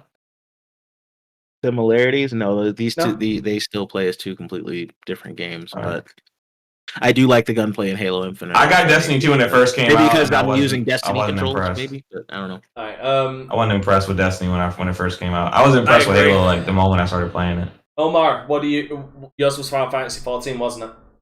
Yep. Okay, Pharaoh, what about you? I'm gonna go 14. Okay, Zero? Same 14. Anybody got Yoshi P? Daddy P. Okay, let this give you an idea of the sorry state that people have allowed VR games to go down. I've been a champion of VR games for the longest goddamn fucking time. And this is my reward. Best VR/AR game. Hitman 3. I Expect You to Die 2. Lone Echo 2. Resident Evil 4. And Sniper Elite VR. What I can tell you is the Hitman 3 one isn't as great as you think, and Sniper Elite VR is trash. And Resident Evil 4 is on the fucking Oculus. So you better be willing to sign up your fucking Facebook to it, and if you ever lose your Facebook, you lose your goddamn purchase. This is the sorry state of fucking VR. I've got nothing to say on this. Do you guys have anything to say on this? I got nothing. I've played not a single one of these games. Nope, I don't have VR, so. And I have VR, I just have not looked. Beat Saber. My vote is Beat Saber again. Mine's Half-Life Alyx. It's not best VR game. Yeah, Beat Saber. It will always be Beat Saber. I am going to lean. And Dante's will always be Half-Life Alyx. I'm gonna lean Resident Evil 4. I feel like those type of games kind of lean towards the VR experience, getting chased by zombies and shit. You should see Resident Evil 4. I'm not saying it's bad, but fuck me, there's something about being said about actually looking at those textures up close. Because from what I've seen, I don't actually think they changed any of the fucking textures either. So the ugly ass textures from Resident Evil 4 are just ugly ass textures that you can literally put your face up against and count the pixels. Good. Resident Evil 4 is still good. Gameplay's good. Graphically shite. Yeah, that's not a game I cared about graphics. So. Alright. Best multiplayer game. Again, why the fuck is Back for Blood here? Knockout City. Monster Hunter Rise. New World. It Takes Two. And Valheim. I'm going to go with New World. Ew. Valheim gotta take it. Ew. Bitch, you didn't have that reaction when we was talking about it on Friday. Don't be frauded. I haven't. No, I'm just looking at the list. Just Back for Blood, just being on there. Oh right, I thought you were giving me shit for picking New World. No, the New World is a fine choice. I'm personally gonna say Monster Hunter Rise because I played it. Okay. So, yeah. Okay. We know Omar said Valheim. Farrell, what do you think? Best multiplayer. I'm gonna go Monster Hunter Rise. Okay. Zero. Gotta go with the M Hunter. Okay. And I can hear and FC is speaking to me telepathically, and he is saying, "Get the fuck out of my head, white boy. What the fuck are you doing in my private life?" Okay, sorry. Alright. Innovation and accessibility. Now, correct me if I'm wrong. Didn't The Last of Us Part 2 win this? Yeah. Yep. It was the only one I turned around and said it was worthy of winning because it did have amazing accessibility. Yeah, you can actually play the game blind. Yes, I know. Right, so innovations and accessibility. I don't think any of us are qualified to talk on this. I'm just gonna speak them out. Far Cry 6, Forza Horizon 5. I'm not gonna lie. I'm not going to fucking lie. I would love to see the accessibility options of The Last of Us Part 2 in Forza Horizon 5 and just watch some blind dude drive a car in that game. Because then you've just got to question real life and question, if we gave this guy these tools in real life, could he drive an actual car? Yeah, possibly. Forza. Guardians of the Galaxy, Ratchet and Clank Rift Apart, and The Veil Shadows of the Crown. I think Forza is going to take it for some reason. There is literally a way to make the reaction slower or something like that. But it literally impacts the gameplay itself. Yeah. Make it easier for people. So that's the only reason I think they're going to give it to Forza. Okay. I just realized something on it. No, please, continue, Zero. I would be very intrigued if Guardians took it, because it's fairly linear and on rails. And of course I don't know what accessibility options you have, but like, you know, half the game is just like the dialogue of it all.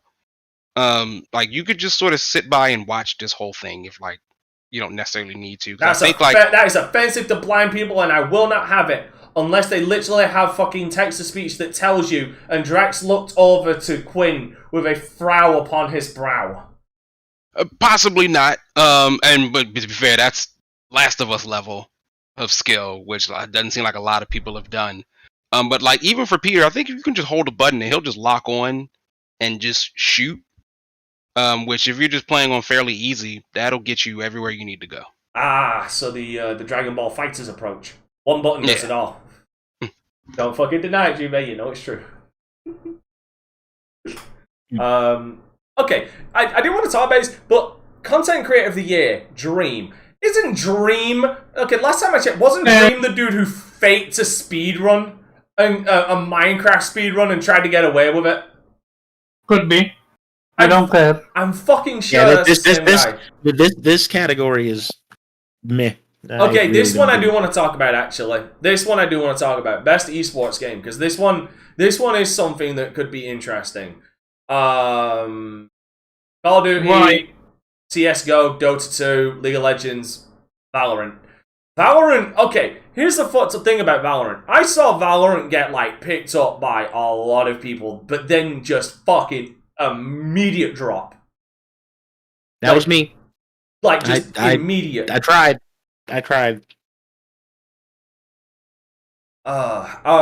Fucking Call of Duty can still be fun, but I mean the hackers really ruin it. CS:GO, I mean, fuck me. The Call of Duty mission, no Russian, has no meaning in CS:GO anymore. Because I mean, if the rooftops, if the trees talk Korean, if the trees talk Vietnamese and the rooftops speak Korean, then CS:GO speaks Russian at this point.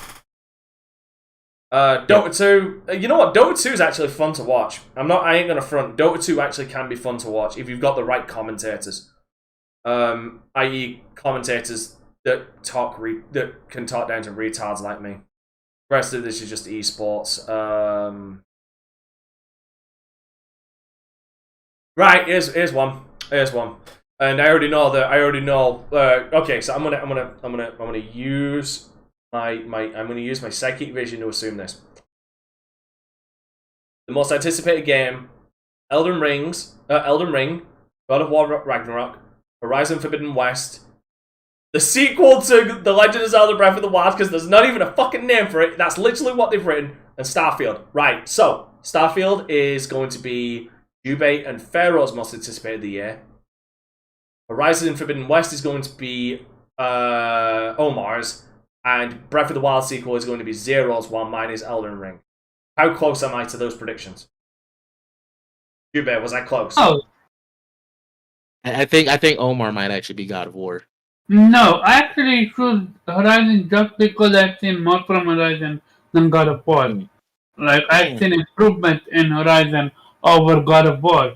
So, okay. far, So I was right about Omar. Yep. Jubei, was I right about you? Yeah, I was gonna say Starfield. Zero, was I right about you? You were wrong, but only like partially, because I actually joined you for Elden Ring, which to me just looks like a very dark version of Breath of the Wild. Wow, interesting. I like that. Pharaoh, was I right about you?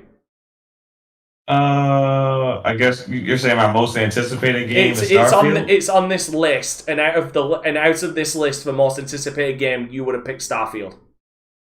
No, I think it's God of War Ragnarok. God damn, 2 out of 4. Oh, my psychic abilities. I think what will actually get the award, I think, is probably Horizon Forbidden West, because of the games that are like, that's the game that's closest to coming out, actually has a release date. Yeah, No. Okay, do you know what? I'll fucking say it. Okay, so from what I'm hearing, a lot of people who have played somehow 10 hours of Elden Ring are not sold on the open world aspect, but that's neither here nor there. I was originally going to say Elden Ring was going to win the most anticipated, but for some reason my mind is slipping more towards fucking Breath of the Wild, because I remember Zero talking actually reminded me of it. People going fucking apeshit for like 25 seconds of footage that showed fuck all, and were already decrying Game of the fucking Year. So I'm kind of actually leaning more towards the Breath of the Wild sequel. I think it's the one out of last year, Elden Ring won it. Yeah. Nintendo is gonna release Breath of the Wild sequel whenever Horizon Forbidden West drops, just because. I think it's the Mr. one with the Steal most. Your Girl. It's Mr. Steal Your Girl. Well, because that's what happened last time. You know, they dropped the same week, and Breath of the Wild got Game of the Year out of it, and the Horizon fan base has been salty ever since.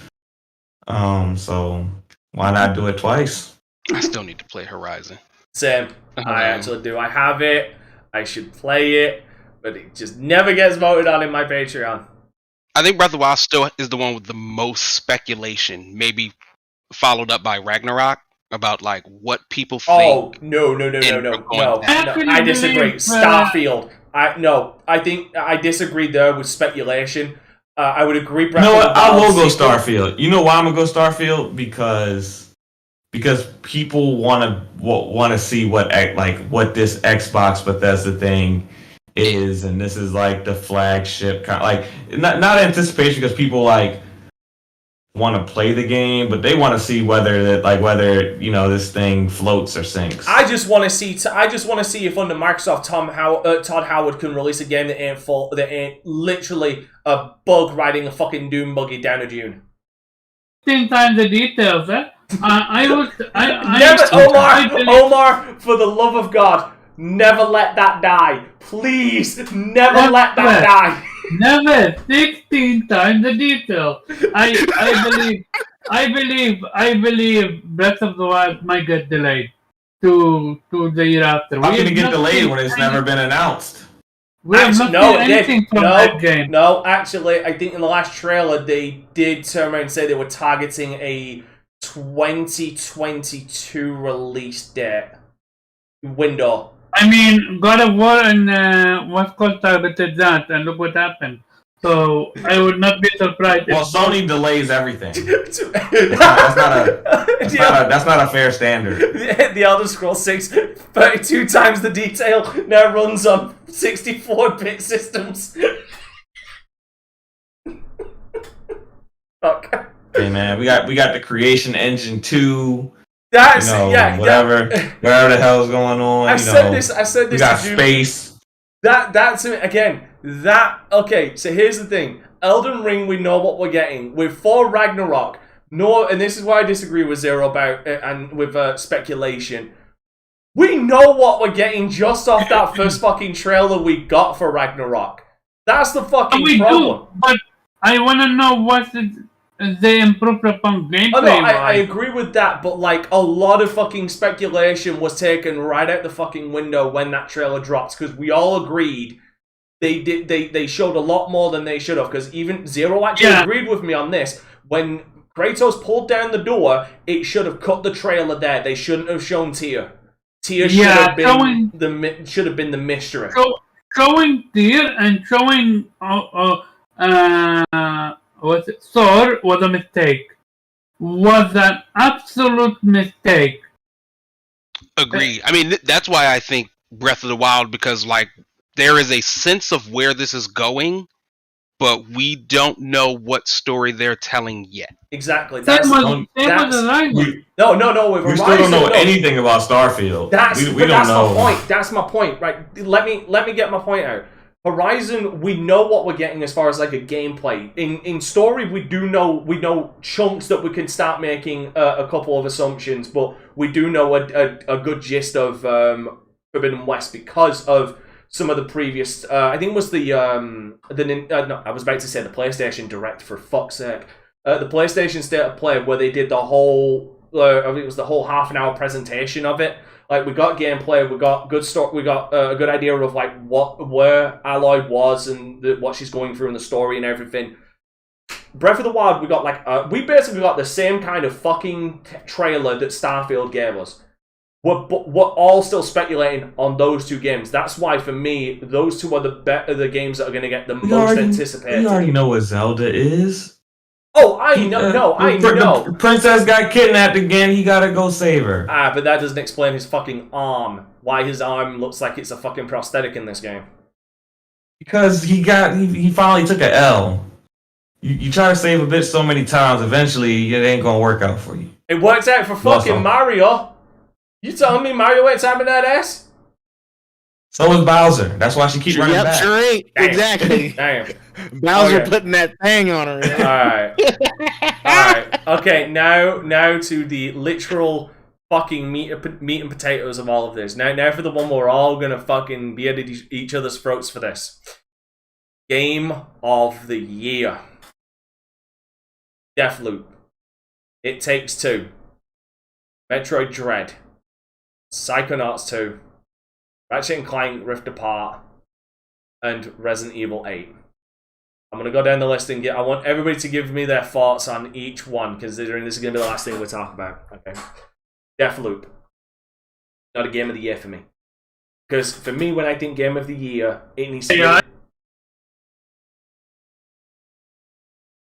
Something to say, Pharaoh? I didn't say anything. That was Omar. I was listening. That was me. Don't interrupt me, fuckboy. Understand? Yeah. Anyway, Deathloop. When I think of Game of the Year, I think overall package. AI needs to be tight, graphically needs to be tight, performance needs to be tight, music, everything needs to be. It needs to be what PlayStation basically claims all of their games are, which are fucking blockbusters. You get my point? Like, it needs to be the complete package. It doesn't need to be, because Psychonauts 2. Like, it doesn't need to be, like, 16 times the detail. It doesn't need to be photorealistic. It just needs to look good. Which is why I agree Psychonauts 2 being up there. Because despite the fact that it is a weird fucking art style and cartoonish, it still looks spectacular. Deathloop falls for me in two areas. One, the AI. And two, which obviously fails the combat as well. Because you want to put all the... Because the combat just ends up being devolved into shoot fuck head 1 in the head, and then shoot fuck head 2 in the head as well, because they're not going to fucking react to each other. So it impacts that. The other, again, is that razor thin edge between the repetitiveness of going back and doing all these loops again. Like I said, sometimes it works, sometimes it doesn't in this game. It Takes Two. I mean, it takes two people to play it. When I think of a Game of the Year, I don't think about playing it with somebody. I want to play it on my own. Fuck the other person. Fuck what they feel. But no, like, whatever. Metroid Dread. This is as old school as it fucking gets, and I love the fact that it is in Game of the Year. and I want it to win Game of the Year to piss off so many fucking people.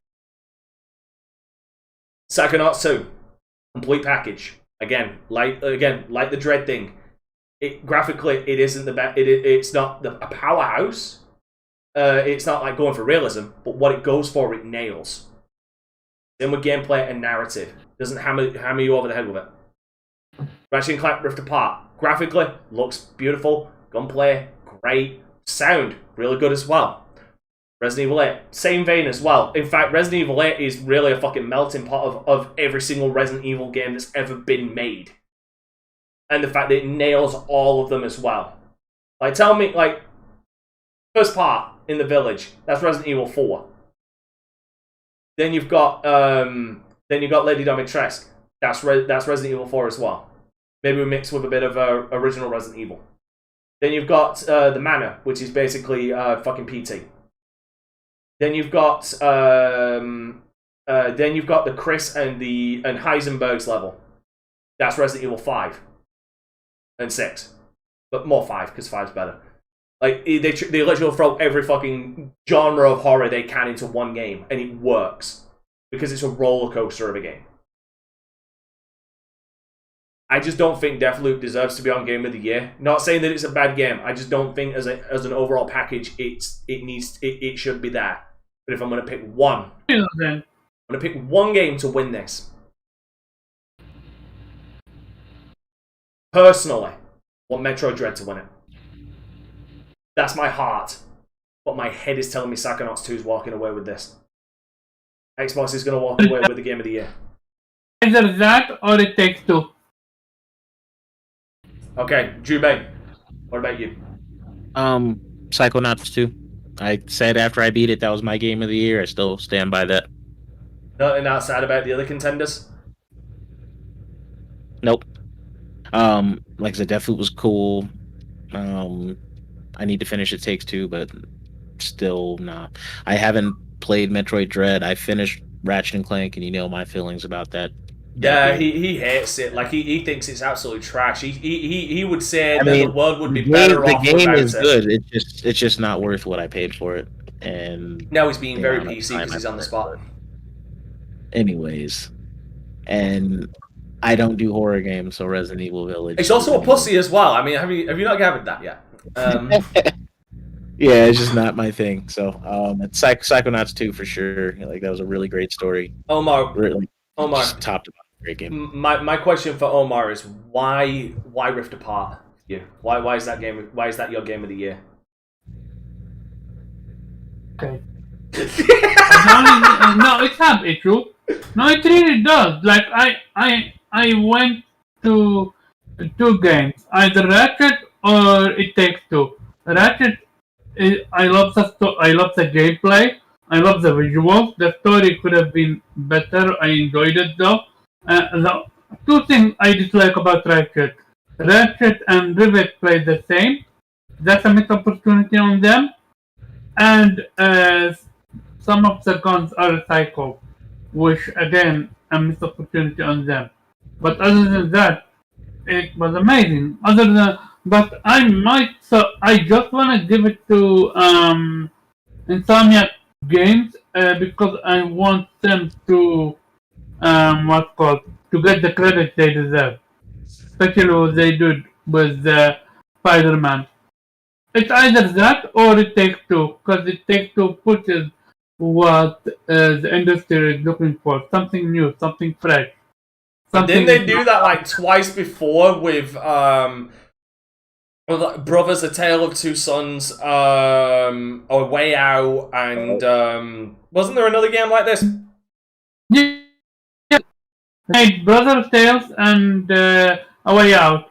But the thing is, Brothers Tales was never co-op. It's just you on your own. Okay. And A Way Out, while same guys, I think. It was co-op. It was still, how should I say, not mainstream enough in a way. You want to know the biggest thing? You know the biggest thing to take away about A Way Out? That big fucking nose. Farrell, what's yours? What's your Game of the Year? I think this is gonna be. I think Microsoft does get its first game of the year in a while, and I think it's gonna be kind of political. I think Deathloop gets it. I think it'll be the Microsoft game that's exclusive to PlayStation. For now, but yeah, that would. If that happens, I can't wait for the incoming shitstorm on Twitter. I will probably live stream my reactions to that shit because it will be just so funny. I'm leaning towards Psychonauts being like the one that should kind of get it, but I think it'll end up being Deathloop for the political purposes. Like, come stronger next year. We might give it to Halo. Maybe. Zero, what about you, homie? After hearing our talk and looking at this list again, I gotta say I'm a little disappointed. I feel like a couple of games perhaps should be replaced. First and foremost is definitely Deathloop. Love the game to death. Wouldn't even put it above Doom Eternal though. This feels like we're sorry we didn't pick Doom Eternal last year because nobody was ever gonna beat Last of Us, so we'll give you a bone again. I was like, no, I don't know, man. I already shared my feelings with Returnal and Ratchet and Clank. I don't know why Ratchet's here. I don't know why it's here over Scarlet Nexus. I don't know why it's here over Returnal. If you want to pick the PlayStation, do that one. Why not over also Tales of Arise? There were lots of or Tales of Arise. I do not understand. Yeah. I think the fact that we see 2 Xbox Studios games listed kind of tells me that an Xbox Studios game is going to get it. So, yeah, and I would say I know it's newish, so maybe no, it counts because it's already in other categories. Shin Megami Tensei 5. No. Oh. I would put Guardians above Deathloop. If you're gonna have a game similar to that, I throw Guardians in there before I do Deathloop. So who's winning? But for me, okay, now it comes down to It Takes Two. Omar had mentioned Brother and Dante, and I had forgotten all about that game. And that game was probably the closest game in a long time that always made me cry. That game was so sad, and emotional. And I think that It Takes Two covers that. It's like the best of both worlds between games like Brothers and A Way Out. Whereas A Way Out was this sort of action thriller thing. So even the big payoff at the end didn't land for me. In the same way that everything that It Takes Two at least is trying to do. Man, it feels like a Pixar movie at times. But inevitably it's a story. It's a game about relationships and how they grow, how they fail, and how just the smallest of things just change. And the person who you thought you've known for this entire time is just not the person that they are anymore. All wrapped up in this kind of co-op story about a husband and wife and dealing with their child and dealing with their relationship and how do we make this work, the aftermath of all of that. It's got very funny parts. It's got very weird parts. The book is, I can't remember his name. I keep wanting to say Ricardio, but that's from Adventure Time, I think. The book is hilarious. To me, It Takes Two just covers it. And then solid platformer.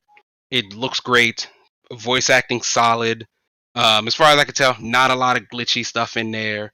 Not too terribly long that it wears out as welcome. Not too terribly short that you're questioning could it be any longer? I think it hits everything it's supposed to. So in short, 2 out of 10 IGN. Not enough explosions. Not enough babies yeeted into orbit. Not enough babies. Alright. Fair enough. Alright, fair enough. We've got an interesting discussion on this today. But ladies and gentlemen, that is unfortunately where we are going to have to end it. For today, it is time for the outros. Pharaoh, where can people find you, my man? You can find me on Facebook at Pharaoh Bizarre, Twitter at Pharaoh Bizarre, Twitch at Land of Pharaoh, and yeah, that's where you can find me. Alright, Omar, where can people find you with the cat? People can find me at Curve_Curve on Twitter. I want to give a few shout-outs. Shout-out to the panel, also to J Body, Persona, and Upshot Gaming. They had in Demon Slayer, and that was amazing. Go watch it It if you was. want. I was in there with you, bro. Yeah, like I catch it up later because I had my own podcast to do, but I truly enjoyed it, and you could see who was gonna be the winner from the second. He did a flawless victory run. Like that was after that. I'm like, yeah, no, he's gonna take it. And also, I want to give a shout out and wish him well to Optimus Code. He suffered a stroke, and Yeah, good well, Code. Well, I Code. truly wish him the best. Right. Hey, where can people find you? Yep, you can find me at You Jubei still have my Sensei on gimmick! Facebook. Jubei Sensei on Facebook. Jubei X Sensei on gaming platforms. And Jubei Sensei on YouTube. I will be on Halo multiplayer still, especially with an event starting tomorrow. And yeah, thoughts and prayers to Optimus Code. Get well, and recover quickly. And that's about it. I'm out. Hey, I am Dante Crisis. You can find me at Dante Crisis on Instagram and Twitter, and the Dante Crisis on Facebook. You can also find me at Dante Crisis on YouTube, Twitch, and DLive. I do Let's Plays and live streams. Currently doing a Let's Play of Assassin's Creed and Dr. Muto, and live streaming Astral Chain today, Mass Effect 3 Thursday, God knows what I'm doing Wednesday, because Halo 2, because 343 decided to fuck over Halo Master Chief Collection again. Alright. Zero, where can people find you? But more importantly, where can the people find us? Guys, it has always been a blast to be here. You can find me, of course, at 0x386, pretty much on all major platforms. You can find us, of course, on all major podcast platforms, including some of the ones you probably don't know about. I guarantee you we will be there. As always, you could literally be doing anything else, but you decided to listen to us, so we thank you for that. Of course, once we leave here, please go check us out separately. Shout outs to Kofi and his translation. Shout out to FC Violent. Check out Dante's streams. Check out Omar's podcast. Check out Pharaoh and Jubei's streams. And just, as always, my door is open, so you can just come to the house, just hang out, play games, watch movies. So, Do you have cookies? I do. I do.